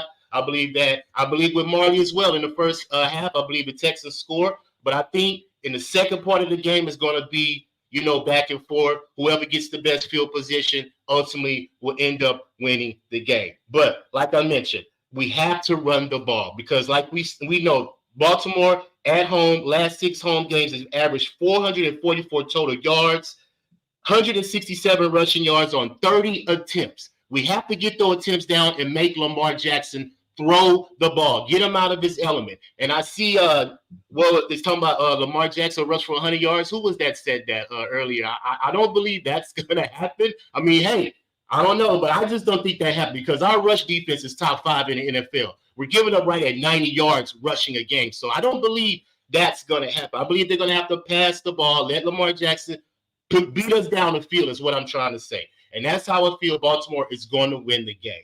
But I'm on the under total, Jimmy. I'm also on the Ravens team total under 27.5, minus 120, because the Texans have only allowed 2 teams to score 27 points on us. That was the Bucs and the Bengals in back-to-back games. Other than that, we've kept teams under like 24 to 20 points a game. So I don't believe the Ravens get to 27.5.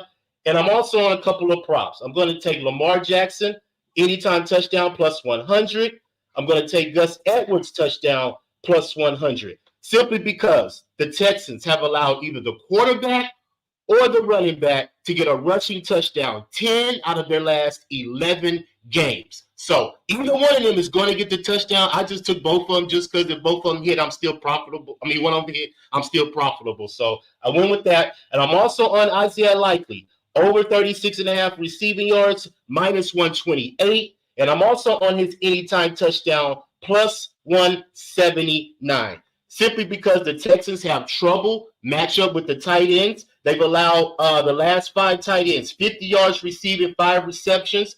Ujoko, he's had twice 68 yards on us. He played us twice. So they have trouble with that position. So I think likely we'll have a decent game today. But other than that, Jimmy, I'm on my Texans, but I'm not making it official. Just a small sprinkle just because, I have them at a plus 1,300 to win the AFC in my pocket. So I believe if they win this game, they will win the AFC and get to the Super Bowl because I believe this is the best team in the AFC. And we've already played them. Very first game, it was 25-9. I believe that it will be closer than that. But at the end of the day, I just feel Baltimore will come out victorious. Maybe win on a field goal kick by Justin Tucker. Something like that will happen. But those are my thoughts on the game, Jimmy. LJ from H-Town firing away. The under 44 at minus 106. Ravens team total under 27.5 at minus 120. Lamar Jackson anytime touchdown at plus 100. Gus Edwards anytime touchdown at plus 100. Isaiah Likely over 37.5 receiving yards minus 128. And the anytime touchdown plus 179. Firing shots, delivering the goods as LJ does. LJ, thank you for sharing your time and hard work with us. Enjoy the game, my friend. And what a season your franchise has had. What a breath of fresh air for all the Houston Texan fans around the world. So happy for you. Happy for you. It looks like we've got a comic set up for a Pub Up Palooza. So, and this is the connect I wanted to make. This is a guy who's best friends with Scarface. Okay. And he's a great comic as well. So this is and he's a huge Texans fan. So he'll be a Pub Palooza with us. It's almost confirmed. But much love to you, LJ, my man. Get that cash. Thank you for your time. Please support LJ on X at LJ Sports Media. LJ, any last words for the Capper Sporting Show? Hey, man, y'all enjoy the day. Let's make some cash and beat Vegas, like Marley say. Let's get this money. There he is, LJ from H-Town. We move on. Our next guest came out of the gate with a tough first performance here on the show, and then he wired victory after victory after victory with us. He had 4 straight winning weeks in impressive fashion. And then he had a tough wild card week, which now puts him 12-12, down 0.95 units. Took it in the back of the khakis in the wild card week. But we believe in him enormously, and we know he'll get right back to his winning ways because in that run he went a 9-4 plus. 9-3. He went 9-3 on the show, plus just under 6 units. So we believe in him. Let's bring him back right now and rock with him. A big part of our live streams of late as well. It's so much fun to rock with your next guest. He is the star of the Morning Steam show on Tony's Picks. Please welcome Mr. Ramon Scott to the show. For Ramon Scott, he knows about poker. He's a dealer. Ramon, what's happening, man? How are you? All right, Jimmy. Not everybody has Barry Tompkins to introduce them here with Jimmy the Bag. Yeah, maybe I proved to be a little bit more pretender than contender last week, but there's a good news for Ramon Scott. Jimmy, I've looked at the confidence pool that we have, and despite my 12th place standing currently, I have the least points lost so far, which is the most important statistic. Other than Bobano, there could be controversy right now. I petition we let Bobano get his picks in, or maybe there's a glitch, but I don't want to have any pool that I win that has Bobano not with his picks. He's the only other man who has less points lost so far, even though he is further down the standings. He employed a very unique strategy last week using just his 1 through 6 points. So maybe that's penalty enough that I've given away his strategy to everybody that we can still let him get his picks in if he hasn't already. But at just so far 8 points lost, I'm in control of my own destiny. I will win the pool if I win all 7 games, unless Bobano comes in and he wins all 7 remaining games. And we should allow that. But nonetheless, I'm looking forward to that. Let's get to the picks. You are a good man, Ramon, because all I did was I pointed and laughed when I saw Bobano not having his picks. And I pointed, I laughed. He gets busy. I gave Carter a high five. I said, we're still alive, big guy, because Bobano didn't bring in his picks. But let's roll, Ramon. Let's get into this Texans game right away. Fire away for us. What's your plan? All right, Jimmy, let's take a look at this one. I'm glad I followed LJ. Full disclosure, the only futures ticket I hold is on the Houston Texans, a $40 bet at a modest price here of 50-1, made in anticipation of Stroud's return from injury. So maybe I've kind of got my start for any potential 7-game winning streak there with our little $900 first place prize pool. I can kind of work it here a little bit, even with this game, if it comes down to the wire. And I think it might. I want to try to back Houston here in this one. Jimmy, I don't know if I'm going to get to the window necessarily here on the show with you, but I've been promoting CJ Stroud every appearance I've made with you. I'm not turning back now in this one. So I'm going to start with Houston team total over 18.5 plus $1.15. I've got it a more high-scoring game in this one. I think Baltimore knows you don't run against Houston necessarily. LJ described it perfectly. Not only a top run defense, number 1 team in yards per carry allowed, fewest yards per carry allowed, the Houston Texans. So started with Houston team total over 18.5. Let me segue into that little intro there. Gus Edwards under 51.5 yards rushing today. Oh, sure, Gus might be live for these guys in their ATDs. I don't mind that, certainly. I think I've got a high-scoring game on my hands here, but I'll look for Lamar to pass. So I'm going to go over 228.5 in this one. No Andrews. I think Likely's been a great replacement for him, but pass. If you're the Ravens today, let's see a different Ravens here. Let's pass. I'm kind of down on Lamar getting they put this total up so high for his rushing. Just pass the ball, Lamar today. Also, for Houston, Jimmy, they should run the ball with Singletary, of course. And I've liked Singletary, breaks tackles, a lot of yak. Yards after contact for Singletary. I'm going over 61.5 rushing yards for the Houston durable back. I mean, he basically passed up Pierce. Pierce was, he's not getting but 15-16% of the reps right now. Let's take Singletary to go over today. And well, nobody said Justin Tucker. Did they over 1.5 field goals? When Baltimore's team totals this high, usually he's good for 2 field goals. Baltimore, second lowest in the league, 4th down conversion attempts. We know why. Because you send Tucker out there from a lot of different ranges in the playoffs. Field goals are super important. And I'll take Justin Tucker over 1.5. Oh, Jimmy, I don't have the juice. I may have to get back to you on that. Might actually be, or you might get it before the end of this end of this segment there. But sorry about that, my brother. So do you introduce the next game? I'll just move on. I think that's going to do it for me in Houston and Baltimore. Let me just grab the juice for you for Gus Edwards under 50.5 rushing. Was that what? 115. Minus 115. And Lamar Jackson over 228.5 passing. Was that what? 115. Minus 115. Pretty much went off all Bovada here for me to where I'm at. Singletary, same thing, over 61.5 rush yards, minus 115. Yep. And that team total is plus 115. Yeah, I got that. I got that. And I'll get you. Tucker. He might be pretty juiced on that prop. I thought somebody pick it up, and I wasn't going to jump on unless I missed it, but been watching the show. I'll find it because I have 7.5 points at Pinnacle. I'll keep looking for it. Let's keep rolling though. If anybody can grab us the Justin Tucker over 1.5 field goals, that would be great. But let's roll on to game 2, 49ers, Packers. And we're having a quick schedule change. If it's okay with you, Spenny, we got to put a flash up next. If that's okay with you, Spenny, apologize for that, but we got to do that. Thank you for giving me the thumbs. Okay, so flash will be up next. Okay, take it away, Ramon. Game 2, Niners, Packers. He's got to catch a flight. We know that. Probably somewhere exotic. All right, Green Bay, San Francisco. Jimmy, this just sets up poorly for Green Bay. I'm sorry to all my Green Bay friends. I mean, my family, half of the family's from Wisconsin. They're all Packer fans. So I don't want to break the news to them, but this is just an awful situation. Teams that lost their conference championship the year before and then are home at the playoffs the next season are 38-17 in the last 45 games. That's just teams that lost the conference championship the previous year. It's not a good situation for them. So I do like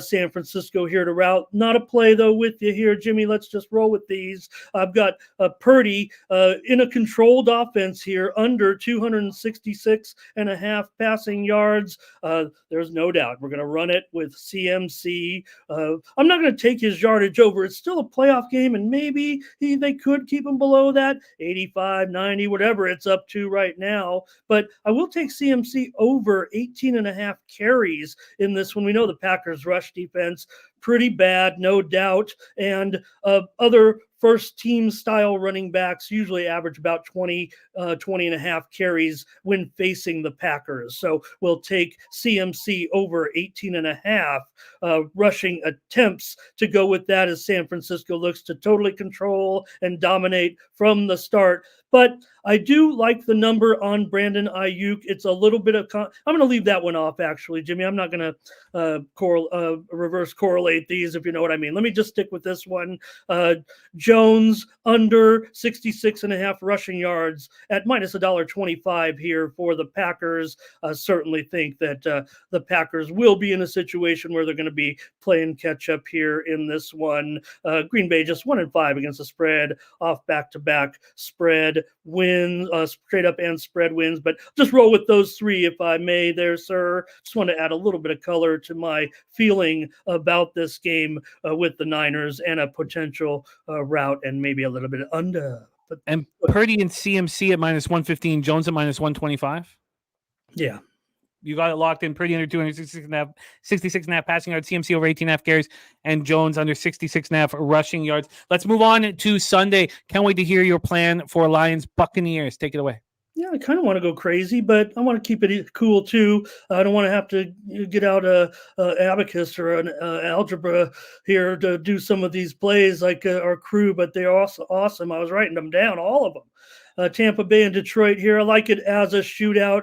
Of course, in this one, I think Tampa Bay's offense is doing just fine. It was one thing kind of had right on the show with you here last week, and I think it gets even better here for Baker. You got Evans. We made fun of Cam Sutton on that show, Jimmy, and imagine now little Cam going up against Mike Evans here. You could do the old, what do they do now?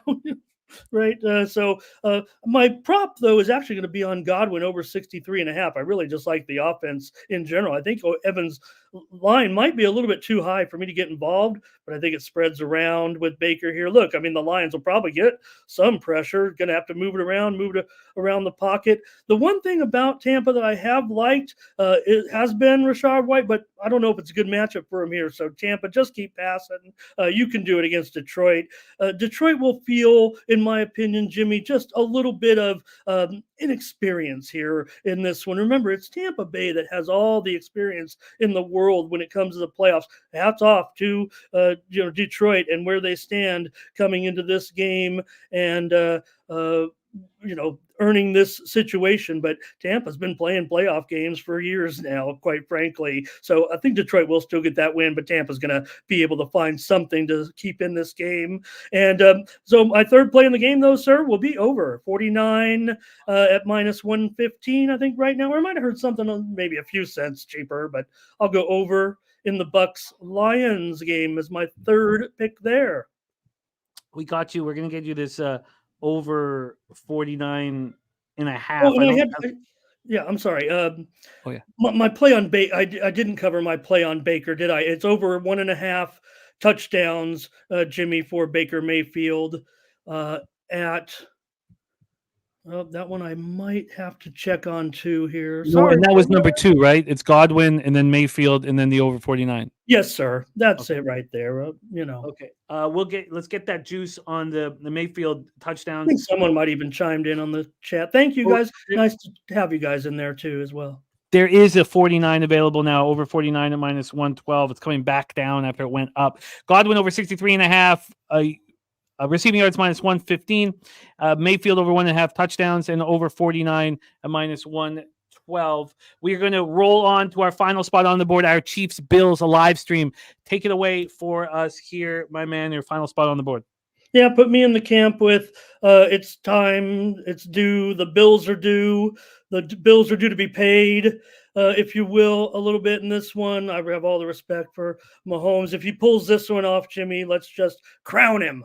This is going to be a little bit of a tall order. Yes, the spread is close. I was surprised in the confidence pool that there was so much Chiefs support in this one. So we'll see where the hedging takes place. If you start, I don't want to hedge something like this, but just saying, when you get to that point, that one's going to be almost a 50-50 split.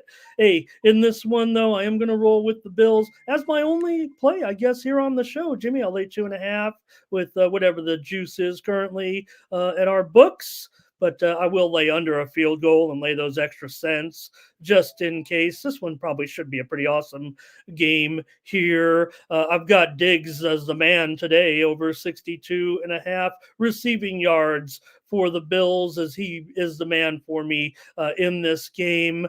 I loved what I saw from Allen. I know everybody's going to want to pounce on his rushing yards. That burst of speed was really unlike anything we've seen in several years, I think. Maybe Josh Allen was probably the last guy to look like that running the football, quite frankly. And also, I'm not big still on Pacheco. He might get the reps. He might get the carries, but I'm going to go under 61.5 rushing yards here. I think he will fall short, and I think we're going to get some excitement here with these two quarterbacks. I know cold weather, whatever. If I've got Mahomes and Allen, I'm not sure I'm interested in anything on the under, despite maybe what we're seeing in some market pressure. But those three, Jimmy, and I'm going to go with 1 ATD today, and it's not as good of a price as I would have liked, but going opposite Dalton Kincaid. He's the popular choice, and I'm going to take Dawson Knox. He's already caught one touchdown pass we saw, so why not get another one here or in that last performance? So I'm going to take Dawson Knox here to get another touchdown in this one. And what Plus was that? 450. Plus 450. Yeah, it might be a little bit bigger out there, but I just chose the lowest price I could find to be fair. So 4 spots on the Bills. Knox anytime touchdown. Pacheco under 61.5 rush yards. Diggs over 62.5 receiving yards. Bills minus 2.5. Then the over 49 in Bucks lines. Mayfield over 1.5 touchdowns minus 109. Godwin over 63.5 receiving yards minus 115.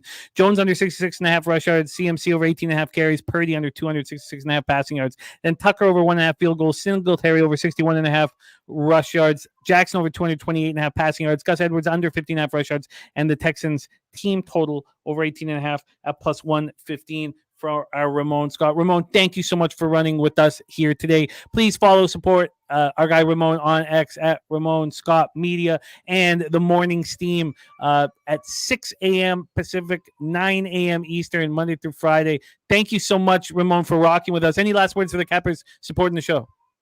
Just thank you, and thank you to Jimmy and Jose and all the pub sports people, and good luck to everyone today, and especially those that have their team still alive. As a Chargers fan, well, just try to get a coach somehow that will come to coach for us, but might not be Jim Harbaugh. I don't know.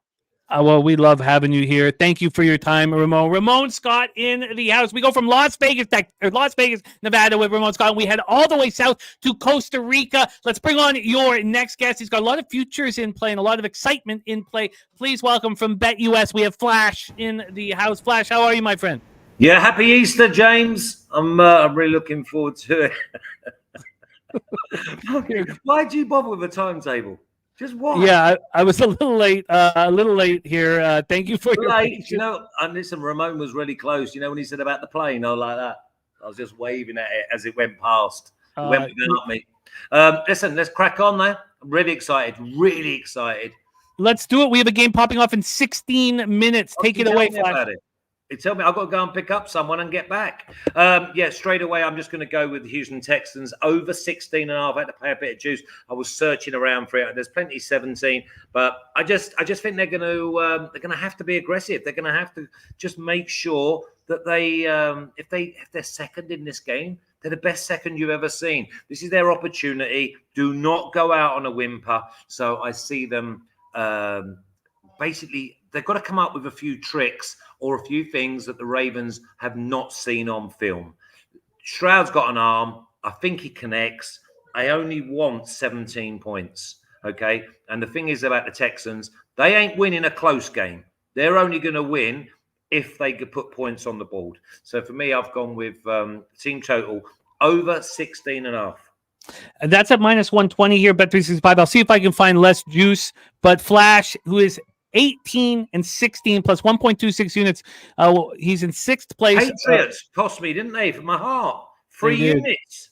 They did. But you've been in top 5 most of the season, and there's only 8 of 28 cappers in the black, and you are one of them. Take it away, Flash. Game 2, our big spot tonight, Niners, Packers. Well, I've got, that I'm on the Niners, obviously, in 2 different spots for futures. So, again, it's something I want to watch. But the way I think they play catch-up, I think one of the guests before me actually mentioned catch-up football. I think that's exactly what the Packers will do. So, I found Romeo Doubs at 36 yards receiving, and I think it was minus 105. No, it was plus 105 for over 36 yards. So I took that, and it was at 3.5 the receptions, but I juiced it down to 3 at minus 108. So over 3 receptions for Romeo Doubs and over 36 yards. You've got it locked in. No, we did a quick flip. Spenny's on next, Nasty Nate. So we have Dobbs over 36.5 receptions and 3 or more. No, not 36 receptions. Receiving yards and over 3 receptions, 3 or more receptions minus 108. So when you did it, is that the 3 is a casher or is the 3 a push? 3 is a push. 3 is a push. I need the 4, but I just the insurance of 3. No, I feel you. And can you touch on your futures here really quickly before we get into the next game? Yeah, I've got the Bills. I've got an average of.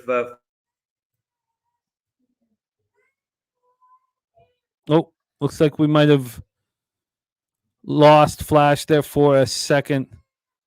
We will have him back here quickly. He's given us the Texans team total over 16.5 and Dobbs over 36.5 receiving and over 3 receptions. 3 does give us a push. So why don't we bring on our next guest here right away? Let's see if we got some information here. Okay, we're going to get him to refresh here. So let's just keep rolling. Let's bring on your next guest. Your next guest has had just a wild roller coaster ride of a season here. We've all watched him cash enormous bets, both in NBA and NFL here on the show. And he's ready to rock for us right now. He's coming off a rough last performance, or he would be in the top 5. He was in the top 5 for most of the year. Ready to rock right now. He's 54 and 61, but a big plus line gives him minus 1.82 units of the player prop master. Please welcome Mr. Spenny Penny Bombs to the show. Spenny, how are you, my friend?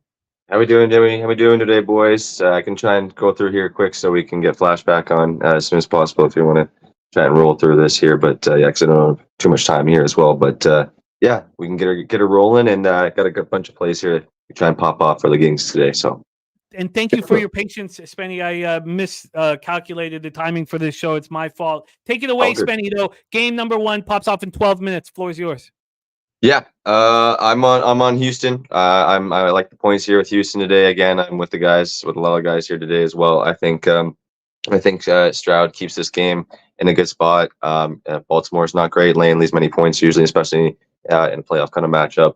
I think Stroud's gonna keep them in this game. I think that Houston defense has definitely been stepping up big time. I think an X factor definitely for them is that defense here today. So I like Houston, and then I'm also got a couple props that I like in this game. 2 player props. I like John Mechie over 22.5 receiving yards at minus 110.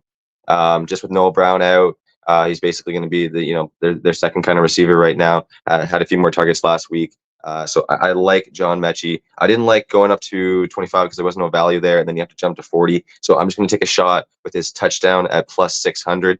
So over 22.5 minus 110. And then the touchdown at plus 600. I like both those plays for Mechie here today.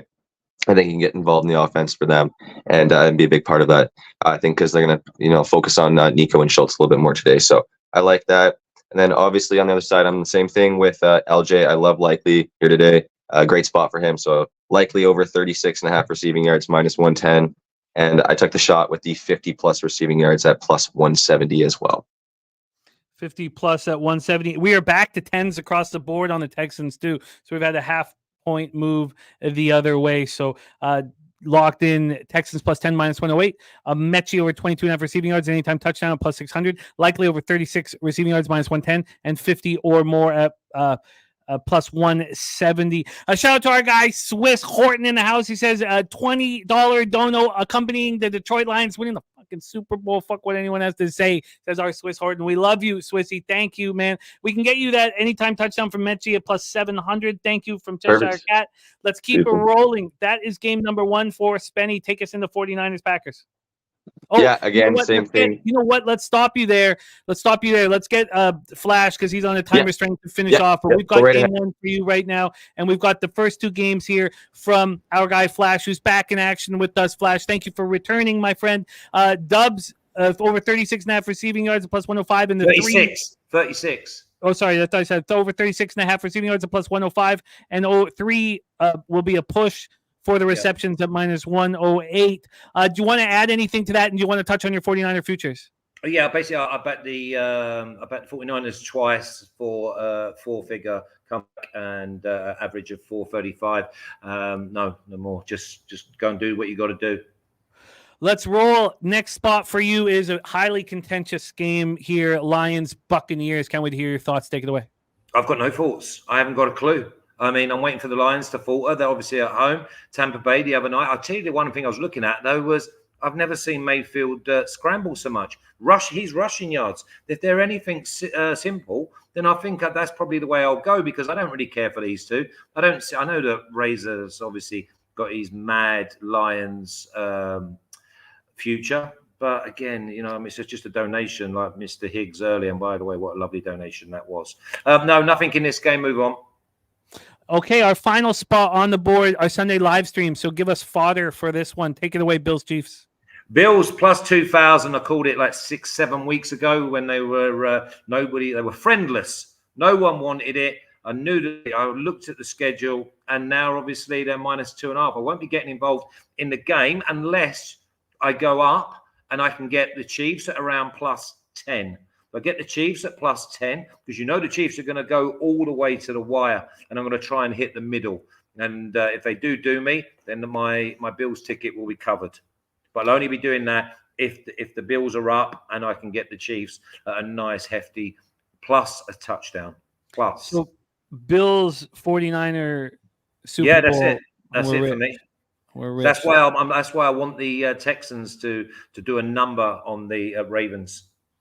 I love it, Flash. Texans team total over 16.5. Dubs over 36.5 receiving yards at plus money in the 3 receptions a push and -108 to the over that.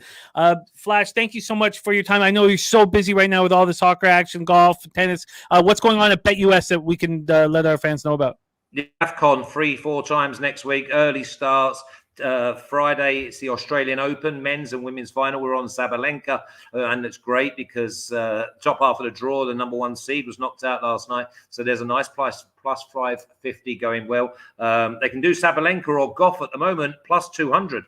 You can basically bet them both at like minus money and have a profit, What else is on? Obviously, all the leagues, and obviously the golf's now swinging into action as well. My first show there will be in March. We love you, Flash, and it's also the drive to the Kentucky Derby here, so we'll be wanting to get your insights throughout, my man. Thank you for all you do for us, and thank you for your patience today. We love you. Please support our guy Flash _37 on X and all of his shows at BetUS. Thank you, Flash. Any last words for the Capper supporting the show? No, listen. It's great. It's great family, and I love that from Mr. Higgs earlier. I mean, I've been coming in slaughtering him for like taking 3 weeks on his picks, but he just simmered me straight down with his 207 donation. So thank you very much, sir. But the funny thing is, we ain't seen Jose since that 207 arrived. He's been gone. He's like gone to tacos. We love you, Flash. Thank you for being here and a part of the show. Let's get our guy Spenny Penny Bombs back in business here for our next spot. Spenny, thank you for your patience once again, my man, and you're being so malleable in the situation. Take it away for us, 49ers Packers. Yeah, I'm with most of the guys here. I think that this is just not a great spot for Green Bay. I think that San Fran comes in off the break here and dominates at home. CMC is probably going to be, carrying that ball a lot. Take advantage with that run game. I think they can even get Debo involved a lot more and a lot more of those end arounds. So I like San Fran here. So give me the points with San Fran. And then I only took actually one prop that I do like in this game, and it's on the other side for the Packers. Jaden Reed over 39.5 receiving yards, -110. Big part of this offense. Wasn't involved last week. Missed on a couple of big passes from Love. I think Reed gets involved big time in this game today. So I like Reed 39.5, and then I also like the 50+ receiving at +155. So San Fran and then Reed over 39.5 and 50+. Locked in, Reed over 39.5, 50+, and the Niners on the line shot for you on the 49ers. While I'm doing that, let's talk Lions, Buccaneers, highly contentious spot. Take it away. I'm with Ragu and a lot of the other guys here today as well. I just, again, that Bucs experience in the playoffs, I think that Detroit secondary is very, very vulnerable. We saw the Rams take advantage of them last week. So I like the Bucs. Give me the Bucs plus the points, and I'm doing the same thing as Ragu. I'm taking the Bucs on the money line. I like them both. I think the Bucs can win this game. I think they can take this home on the road and put up a lot of points here on Detroit. I like this game for the points here, and I like Tampa Bay to get it done. So I like Tampa Bay both sides, points and the money line, and then I got two player props that I like in this game as well. Mike Evans over 69.5 receiving yards, -114. Detroit is terrible against top end receivers, against number one receivers. I know that Baker's going to be taking some shots at Evans here today or later on tomorrow. Sorry. And so I like that. I like Evans over 69.5 receiving yards, and I like 80+ receiving yards at +114. Again, I think Evans is going to have a big day, take a couple of shots and take advantage of that weak secondary. So I like Evans. And then on the other side, I actually like Jameson Williams over 33.5 receiving yards, -110. Just kind of a sneakier play. Again, he can use his speed. Get it. The Bucs secondary is kind of vulnerable as well. So I think that they can take a shot or a couple of shots with Jameson Williams, or even get him on the outside and let him use his speed. So I like Jameson Williams over 33.5 receiving yards, -110, and 40+ at +118. And 40+ at +118. Just to make sure I got the numbers right, 40+ at +118, 33.5 -110 for Williams. Evans over 69.5 -114, 80 or more at +114. Bucs +6 -108. Bucs money line +230. Yep. We are in business, Spenny. Take us into our Sunday night live stream, which we'd love for you to be a part of if you're available. We have Bills, Chiefs, just a monster football game. Take it away. Huge game here. And I know a lot of us were talking about this earlier in the chat. I think that if Buffalo doesn't beat Kansas City at home, when they have the better offense, when their defense is still playing decently, I know KC's defense is playing great. I don't think Allen's ever going to beat KC. This is the time. If it's not now, it's never. I think Buffalo, gets this done here at home. Give me the points with Buffalo. I think they win this game, get it done. Allen finally gets his victory over Kansas City to take them to a next step. I'm not sure what they do in that next step after, but I think they can get by Kansas City this time, and at home, especially when that get in a different kind of crowd. Let Allen kind of get back by his fans there, and hopefully, obviously the turnovers are a factor with him, but I think that he can, run the ball a lot more. That's the biggest thing that they've done the second half of the season. Once they changed that offensive coordinator, they've been running the ball a lot more, utilizing James Cook a lot more. So I think that they're going to run the ball a lot more in that game. Try and keep the ball out of Mahomes' hands as much as possible. So give me Buffalo. And then a spot that I like for a prop in that game is actually not Dalton Kincaid. I like Dawson Knox over 15.5 receiving yards.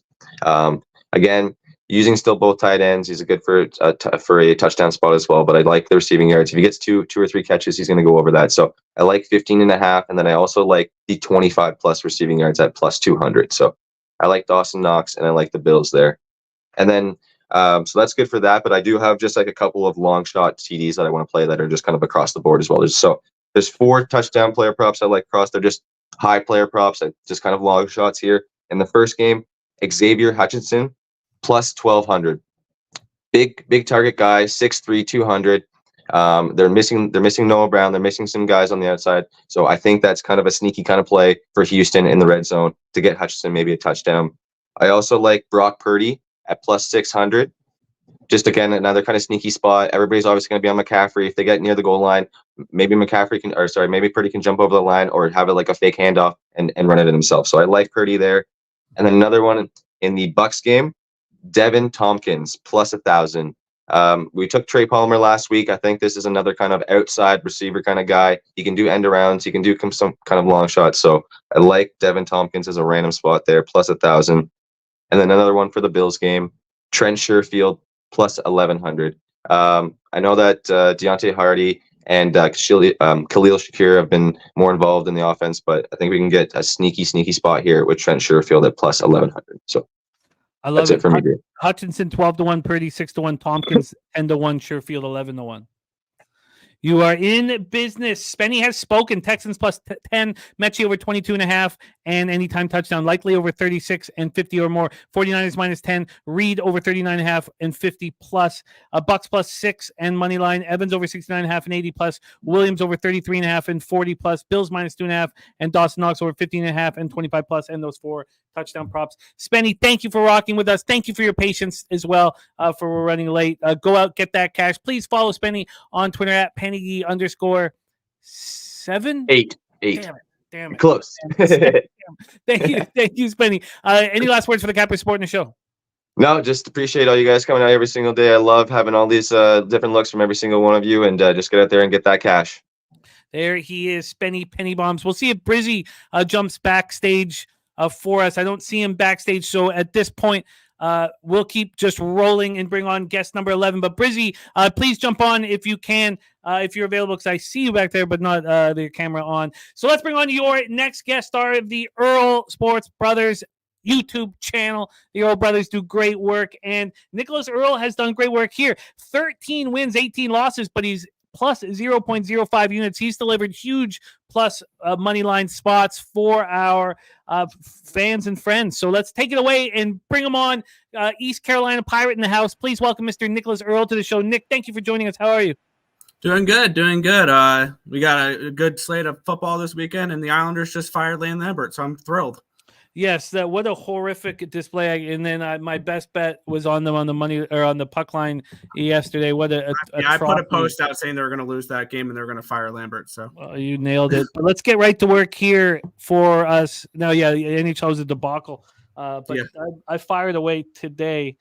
Mm-hmm. So we'll see how things bang out. Okay, take it away for us here, Nicholas Earl. Our Texans game is popping off right now. Take it away. Yeah, we'll make this one quick, short and quick. Ravens in a blowout here. Give me the first half minus 6.5, the full game minus 9.5. I have this game capped around 11. I think this is the spot. I think number one seed goes down, and we'll get into that next game, but it's not the Ravens today. I like the Ravens in a blowout. So, and that's going to be gone. Okay, so let's roll on. That's your only spot in the Ravens game? Yep, just the first half and the full game. All right, beautiful. Let's roll on to the next spot on the board, and that takes us to our 49ers Packers. Yeah, looking at this game, this is the one I think where maybe the one seed is a little bit more vulnerable than the other game. I got the Packers at 10, and I got the Packers at plus 365 when I bet them yesterday. I have this game capped more like around an 8.5 range, so I see value here on the Packers. I also like this under a little bit, and I was looking at it here. I don't know what the best number you can find is, but I was seeing 30.5 earlier. San Francisco's team total under. I believe if the Packers are going to stay close in this game and they're potentially going to win outright, kind of like my cap is going, my game script has Aaron Jones running the ball a decent amount and then killing some clock and limiting the possessions of the 49er offense. So whatever the best line is, I'm probably going to add this as well for me personally. 49ers team total under. I was seeing around 30.5. If you can find a 31, that'd be awesome. But 30.5 I was seeing. It's an interesting look because Pinnacle has it at 29.5, but at plus 118 to the under. Here, let me get it here for us over at see what 365 is offering, which they don't offer very nice generally. They're under 30.5 at minus 110. I'll take it. All right, under 30.5. 49ers team total. 49ers team total under 30.5 at minus 110. Packers plus 10 and the money line. Let's roll on, Nicholas. Let's get into the very game where we've seen people on either side of the fence here with the Buccaneers and the Lions. Take it away. Yeah, I had this game capped around more like a 4.5, 5 range. I like the Buccaneers in this spot. I like them outright at plus 6.5, and then the money line I'm seeing in the 200s range in this spot. I think that this Buccaneers offense is going to be able to put up points against a very questionable Lions defense, and I just think this is just too many points for the Lions to be laying. Buccaneers have been playing really good as of late, and I see them as a very live underdog in this game. So see value on the line. I'll take the Bucs plus the points and the money line as well. You got it locked in. Buccaneers plus 6 is what we have given out everybody on the show at minus 108 in the plus 230 money line. Take us into our Sunday night live stream, Nicholas. Big one, Chiefs Bills. Yeah, I have this game capped around a 3.5, 4 range. I like the Bills laying the points in this game in this spot. They finally have the Chiefs where they want them. If they're not going to do it this time, I don't know when they will. The Bills minus 2.5 for whatever the best number is for Buffalo. I like them at home in this spot. And we'll see how Mahomes does in a playoff game that's not in Arrowhead or the Super Bowl. So I'll take a shot with the Bills here minus the 2.5. I think this should have been more like a 3.5 range. Bills minus 2.5, Buccaneers plus 6 in the money line, 49ers team total under 30.5, Packers plus 10 in the money line, Ravens first half and full game. Thank you so much, Nicholas, for rocking with us, and thank you for your patience, and thank you for your excellent work here on the show. I'm currently 8th out of 28 cappers here on NFL Pop Hub, and a winning week here will put you right into the top 5. Thank you for all your hard work. What's going on the Earl Sports Brothers Action YouTube channel today? Yeah, Earl Sports Bet show tomorrow morning, 10:30. We do shows every single morning, so you can check us out there. Earl Sports Bets on YouTube, the Earl Sports Bet show every morning. I love it. Thank you for your time, Nicholas, and please follow Nick on Twitter at Earl Sports Bets here. Let's bring on your next guest. Currently 14th out of 28 cappers, 16 and 19 now, 1.34 units, which is rare for him. He's been in the top 5 in our first 2 seasons here of NFL Pop Up, and he's going to be a big part of our huge MMA show for UFC this evening. Please welcome from South Jersey in the house, Billy Brisbane. Brizzy, how are you, my friend? What up, though? Brizzy, it's nice to see you, my guy. We got the Texans game on right now, so fire away. What are your looks? Yeah, Isaiah Likely over 35.5 receiving yards. I got that at minus 130 at ESPN Bet. Houston's allowed the 5th most yards per game in the tight end. Watching the game from last week, they got torched by the Browns tight ends, Njoku and Bryant. They combined for 150. Njoku had 93 himself. Isaiah Likely has been a more reliable option for Lamar. He's gone over receiving yard prop in each of his last 5 games besides week 18. And then anytime touchdown prop in that game, Zay Flowers, anytime touchdown plus 165 at ESPN Bet. Flowers has scored 5 touchdowns during his rookie season. 4 of them have came across the last 5 games. He should be able to get free against his Texans defense. He finished 23rd in passing defense, and they allowed the 6th most yards per reception this season to the wide receiver position. So I like the spot here for Zay Flowers. Likely and Flowers on the docket for the game that just popped off. Anything else you want to add before we move into game 2? No. All right, let's roll. 49ers Packers, our live stream popping off here about an hour after your UFC one. Take it away. What's the plan?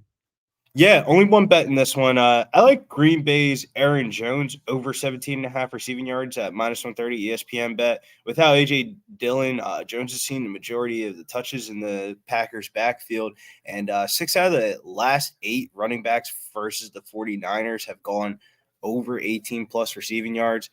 Brian Robinson, 32, Gibson, 17, Edwards, 39, Justice, 31, Walker, 33, Gainwell, 42.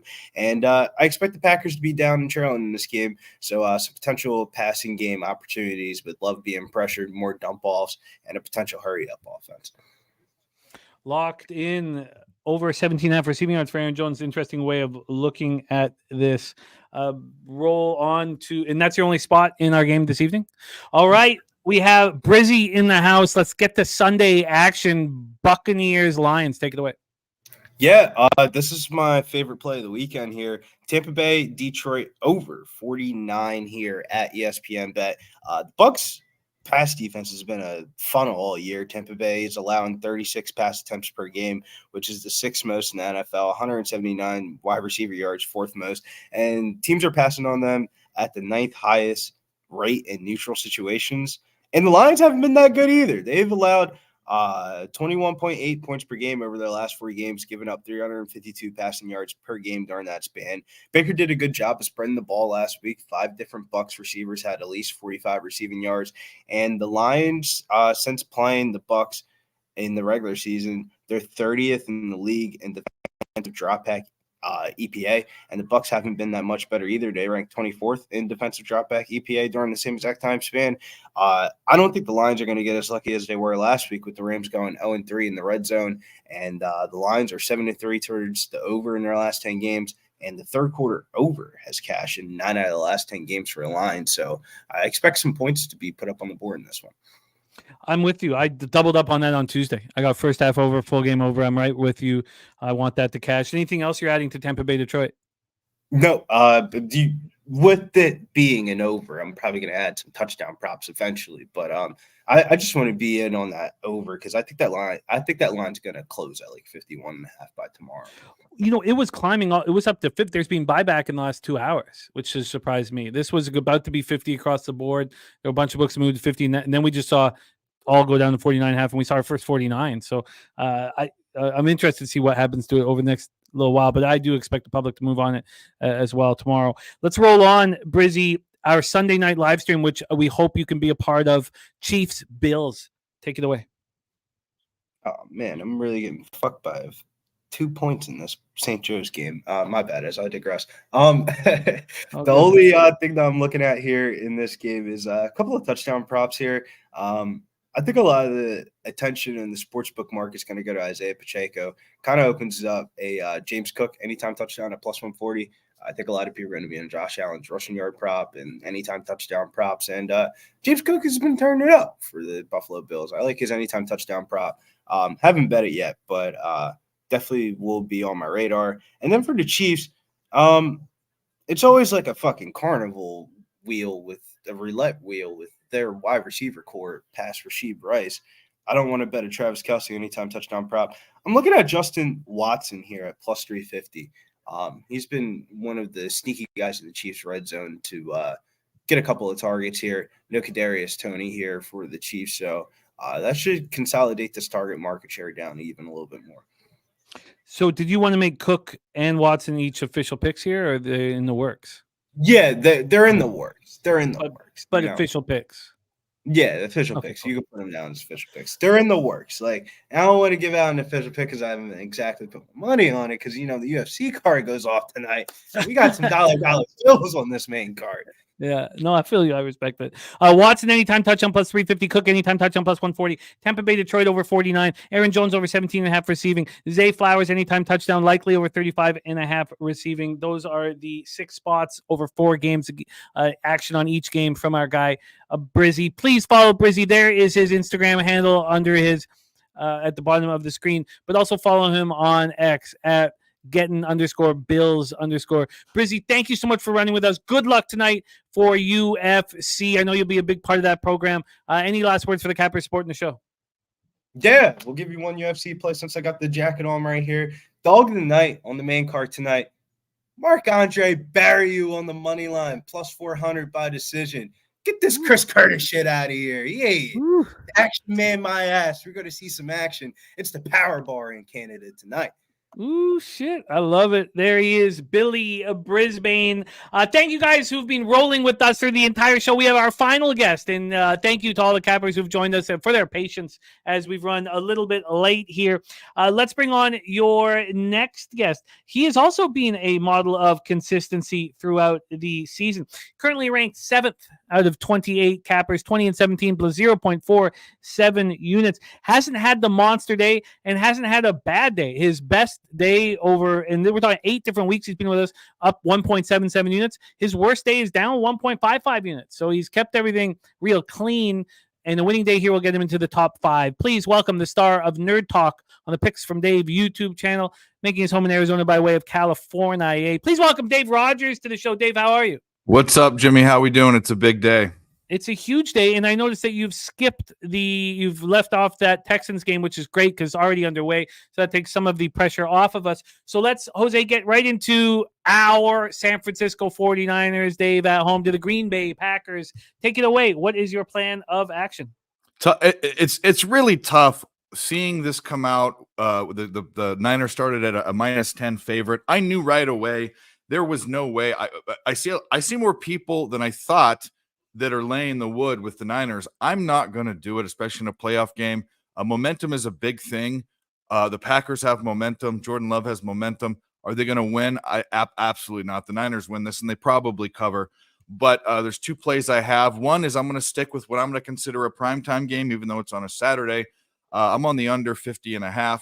A lot of guys I respect who are on that, which I like. But you know me in primetime unders. For 2 seasons, it's been over 60%. Even with that 5 or 6 game slide we had there where I was off of it for a few games. So I like that. But also, I'm kind of in the same vein. It's going to be cooler. It's going to be rainy. And there should be some wind, over 10-mile-an-hour winds. That usually tends towards the under. But what that's really going to mean is there's going to be a lot of Christian McCaffrey. I also think that should be the game script anyways, is to just blow them over with their best player. And 89.5 yards is what I got it. It's at 90.5 now. I'm on his rush prop yards over for Christian McCaffrey. I just hope they don't get like a defensive score to where McCaffrey is going to be sitting all of the fourth quarter. But it should be a heavy dose of the run game. I had initially planned on using him in my SGP, and then I ended up just betting a lot more on them to win the NFC instead. And just to keep it real clean, because all I've got 2.5 units on the double result, and then I have 3 units on the NFC. And I just thought, instead of complicating anything, let's just keep it so clean. That was my thought process. I like that better. You know how I feel about parlays and stuff and futures too. But what number did you get? What are the odds on the double result? No, on the Niners to win. Very expensive. It was -190. Yeah. Mm-hmm. It was very expensive, and I got -143 on the double result. They're not cheap, either of these spots, but and I don't really like the way I've handled the Niners this year. And I'm not, and maybe this was a bit of a panic. We'll see how it all bangs out, but I'm in a couple pools where if the Niners run, I'll have a chance at more scores. So it's not the end of the world, but that's how I decided to keep the game very clean. Dave on CMC over 89.5 rushing yards and the under 51. Is that all you've got for the Niners game? Yeah, just those 2 plays. Mm-hmm. All right, let's roll into Sunday action. It's been unbelievable. Listen to this here of our guests. So for this one here, we had Bobano come on and stay off of a side. Then Ragu came on and gave us Bucks spread, Bucks money line. Marley came on and gave us Bucks spread. Sean Higgs came on and gave us Bucks spread. Birdie came on and gave us Bucks spread. LJ only had the Texas game, so Ramon came on and stayed off the side. Spenny came on and gave us Bucks +6. Brizzy stayed offside, so Nicholas came on and gave us Bucks +6. Can you believe that? Not one person on the Lions and everybody on the Buccaneers. And that was once the kiss of death. And I've been tracking these spots where everybody's on the same side. It's been a positive ROI now for the first time in our history. Maybe that means us as a group are getting sharper. But take it away, Dave, because you've heard the people on screen and they're all on the Bucks. So I'm just spoiler alert, I don't have an official play. I might get there. I don't have one yet. Here's where I'd lean. I'd lean the Bucks too. I think the line is. I think it's crazy. It's crazy high for even the Lions at home. I don't like Baker Mayfield. I don't like his whole story and his bravado. I don't like Napoleonic syndrome short guys that have issues with authority, and that him and Johnny Manziel bother me just on a personal level. I also don't think he's been a great quarterback, so I'm very biased against him. And I bet on him in the final game of the season. He had $2 million. I've said this a million times. $2 million on the line for an incentive to go to the playoffs. He did nothing in that game. He still got it because his field goal kicker kicked 3 field goals, but he contributed nothing. But go look at his stat line. That game, amongst his last 7 or 8, the guys balled out inexplicably. The Bucs are scoring points. So absolutely, I would lean to the Bucs. I might still get to the window. I haven't. It's just because of my vitriol for Baker Mayfield. But also, you can't try. I mean, Dan Campbell is still technically an unproven coach. Jared Goff screws the pooch. Even though the Detroit Lions team has done well and is a Cinderella story, one of the Cinderella stories. Actually, both these teams are kind of Cinderella stories. The Lions can screw it up, but both of those factors, to me, I'm leaning towards the Bucs. I have no play on the side, but I don't have an official play yet. I got to think about it some more. Well, it's going to be a fun one, and then we get into our Sunday nighter, which is going to be just a monster game for us here on the channel. Hope that you can be a part of it. Take it away. What is your plan for Sunday night football? Bills, Chiefs to get to the conference final. So I again am on that wagon. I have 2 plays in this game. It's not a side, but I too think this might be the Bills' chance. Josh Allen finally to be at home and beat Patrick Mahomes. I think the argument of Patrick Mahomes versus Josh Allen has been settled. Mahomes is and will always be a better quarterback than Josh Allen. But I think in this case, it might just be the Bills' time. But I don't bet on it's just your time. That's not what I do. I look at the numbers. I look at my trends, and then I stick my lick my finger and stick it up in the air. And something tells me that the Bills are going to win. But I'm not on that. When I am on again, primetime under 45.5. I haven't actually looked at the weather. I probably should have, but I'm assuming it's going to be cooler. Being in Buffalo, there might be some wind. And it's a primetime game, so I'm on the under. Sure, I'll give you the weather right now too. Yeah. 23 Fahrenheit. So it's cold, partly cloudy. Not going to be precipitation, but 14-mile-per-hour winds. It's enough to matter. Over double digits and cold is a recipe for under. So I like that. But what I like, and I bet this last week, and I got one leg and I didn't get the other. Josh Allen TD, anytime TD, and Josh Allen interception for plus 231. Obviously these are 2 things that happen. Josh Allen gets a TD 0.89 times per game, basically won a game. Their game where he had multiple rushing touchdowns. And then the INT, he averages exactly 1 per game. He didn't throw one last week.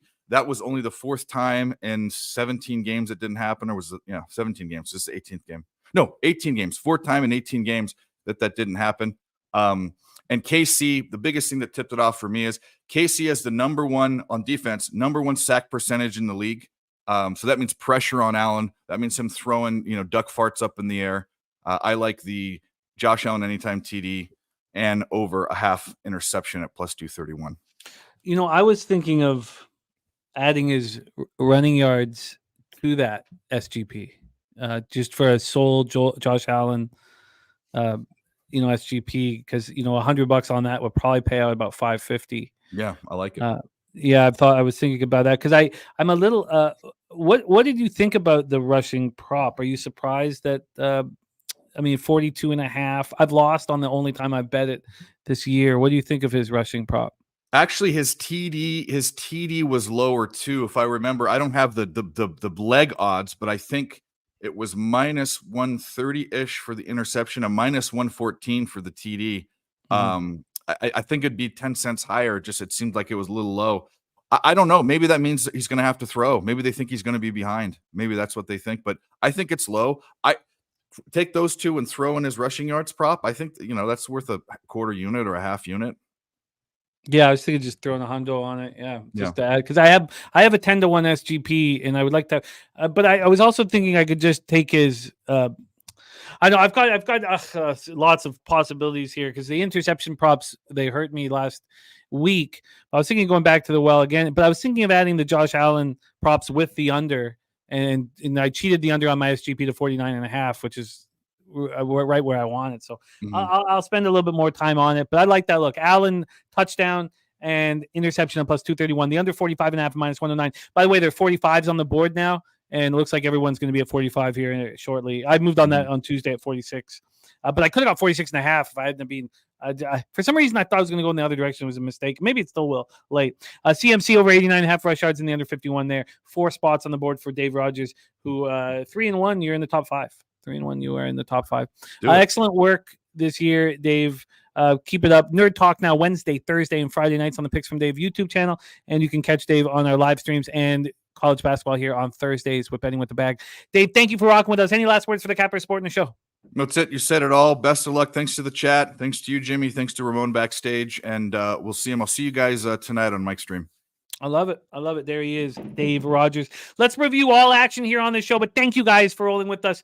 My apologies on the time. I thought would be is my fault. My fault with the time, and I will fix that so that we're ready to rock. Because next Sunday when we do NFL or NFL pub up, I think we'll just roll into live streams for both games. I think we'll be live for both games next Sunday. There's no game Saturday next week. So I think that will be the plan. I'll talk it over with Jose. But let's review all action. Bobano's on the Texans +10, the over 43.5. Isaiah Likely over 37.5 anytime touchdown. Gus Edwards anytime touchdown. Nico Collins over 76.5 and anytime touchdown. In the Packers-Niners game, he's on the over 50. Packers team total over 19.5. Niners team total over 29.5. Kittle over 15.5 receiving yards and anytime touchdown. Debo Samuel anytime touchdown. CMC rushing over 89.5. Jordan Love over 245.5. Over 49 for him in the Lions Buccaneers. Goff over 272.5. Mayfield over 251.5. St. Brown anytime touchdown. Otten over 29.5 receiving yards anytime touchdown. And Samuel Laporte anytime touchdown. He's on the Bills money line. Rasheed Rice over 69.5 receiving yards and anytime touchdown. Watson over 17.5 receiving yards anytime touchdown. Allen over 42.5 rush yards and anytime touchdown. Shakir over 32.5 receiving yards anytime touchdown. Kincaid anytime touchdown. Big Ragu is on the Ravens first half -6.5 and the team total over 26.5. Right now we have the Ravens with the ball at their own 12. It is 3-0 live spread at 12.5, live total at 39.5. He has the Niners first half in full game, Bucks +6 and money line, and his teaser in the Chiefs Bills games under 51.5 and 8.5. Marley, our leader right now, a half unit up on Ragu. Texans first half team total over 7.5 at +107 and the over 44 -106. Packers first half team total over 9.5 -123. Buccaneers +6 and first half team total over 9.5 -135 and the under 49.5. And the Chiefs first half team total over 9.5 at -149. Sean Higgs on the Ravens -9.5. Ravens under 44.5. And he's got Lamar Jackson over 70, over 80, over 90 and 100+. He's got 49ers -10. Elijah Mitchell touchdown. Debo Samuel over 100. Receiving yards +370 and the under 51. He's on the Buccaneers +6. He's on the Bills money line, the under 45.5, and Josh Allen over 15.5 rush yards at +118, by the way. Birdie has got wild action. He's got Houston team rushing under 80.5. Ravens and the over 44. Ravens and the Chiefs money line. Ravens over 44 and the Niners under 51. Then he's got the under 51 in the Niners game. He's got the Niners money line in the under 51. Niners money line, Chiefs money line, Kittle anytime touchdown. San Francisco under 51, Detroit under 50. And his SGP is Kittle anytime touchdown, McCaffrey anytime touchdown, and Love interception at +400. Buccaneers +6. Buccaneers +6 in the under 50. Buccaneers +6 in San Francisco under 51. Bucks team rushing under 88.5. But he's got Lions money line tied with the under 50 and the 49ers under 51. Chiefs +2.5. Chiefs money line. Chiefs -2.5. And Noah Gray over 8.5. Noah Gray 25 or more. Noah Gray 50 or more. That 50 or more is the longest shot on the entire program today at +1650. Allen interception. Love interception parlay. So then we have LJ on the under 44, Ravens team total in 27.5, Lamar Jackson anytime touchdown, Gus Edwards anytime touchdown, Isaiah Likely over 37.5 receiving yards and anytime touchdown.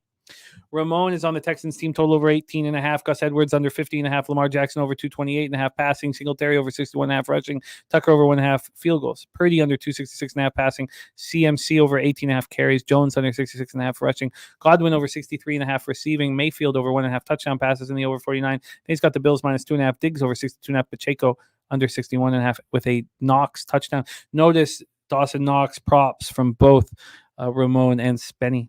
Spenny on the Texans +10. He's got Mechie over 22.5 and anytime touchdown and Likely over 36 receiving yards and 50+. He's got the 49ers -10. He's got Jay Reed over 39.5 receiving yards and 50+. Bucks +6 and Bucks money line. Mike Evans over 69.5 and 80+. Williams over 33.5 receiving and 40+.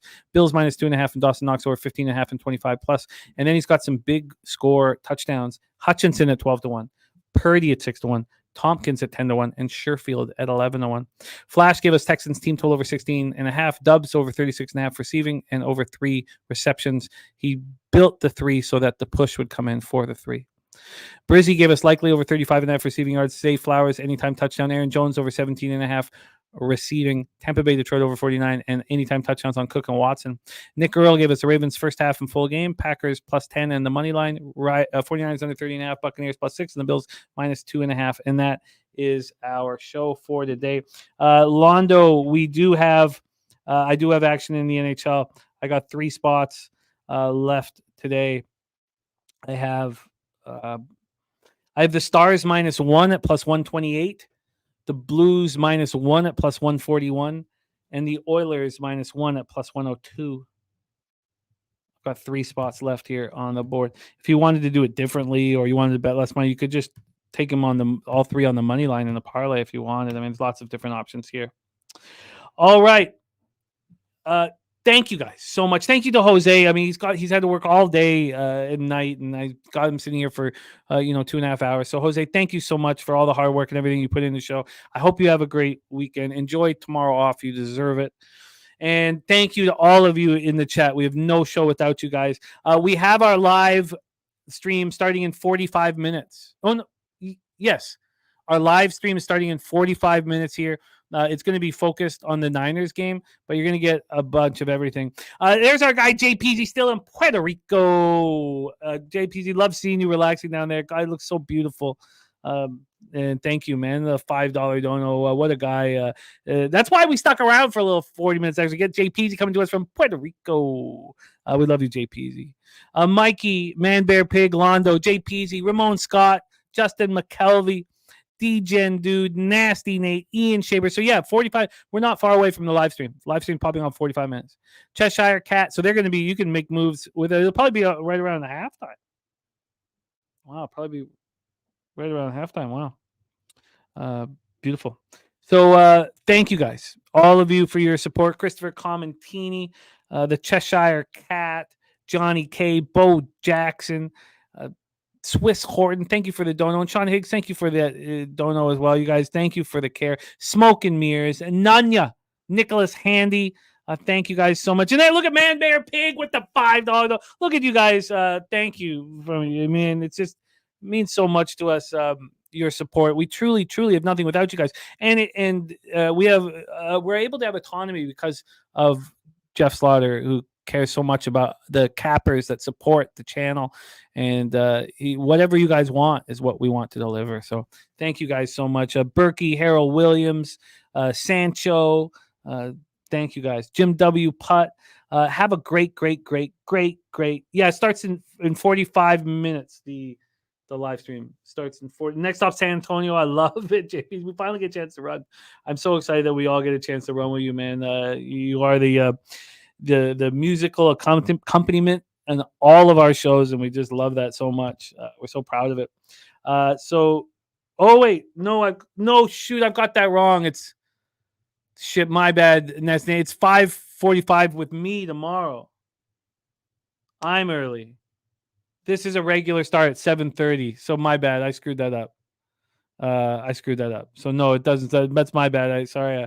A lot of numbers. I've been looking at a lot of numbers today. A lot of numbers, man.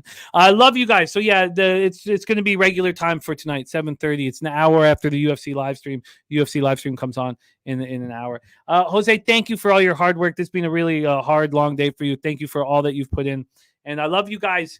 Topset says yes. Jeff is our supreme fearless leader, and we love all you guys. So let's go out there and get that cash. Let's have a huge divisional round. Huge divisional round. And we will see you guys. I will see you on I'm going to try to pop in late tonight. I'm not sure if I'll be able to, but I will definitely be hosting tomorrow. So let's go out there and get that cash. Go out there and fucking eat. Leche! Hey, los bookmakers.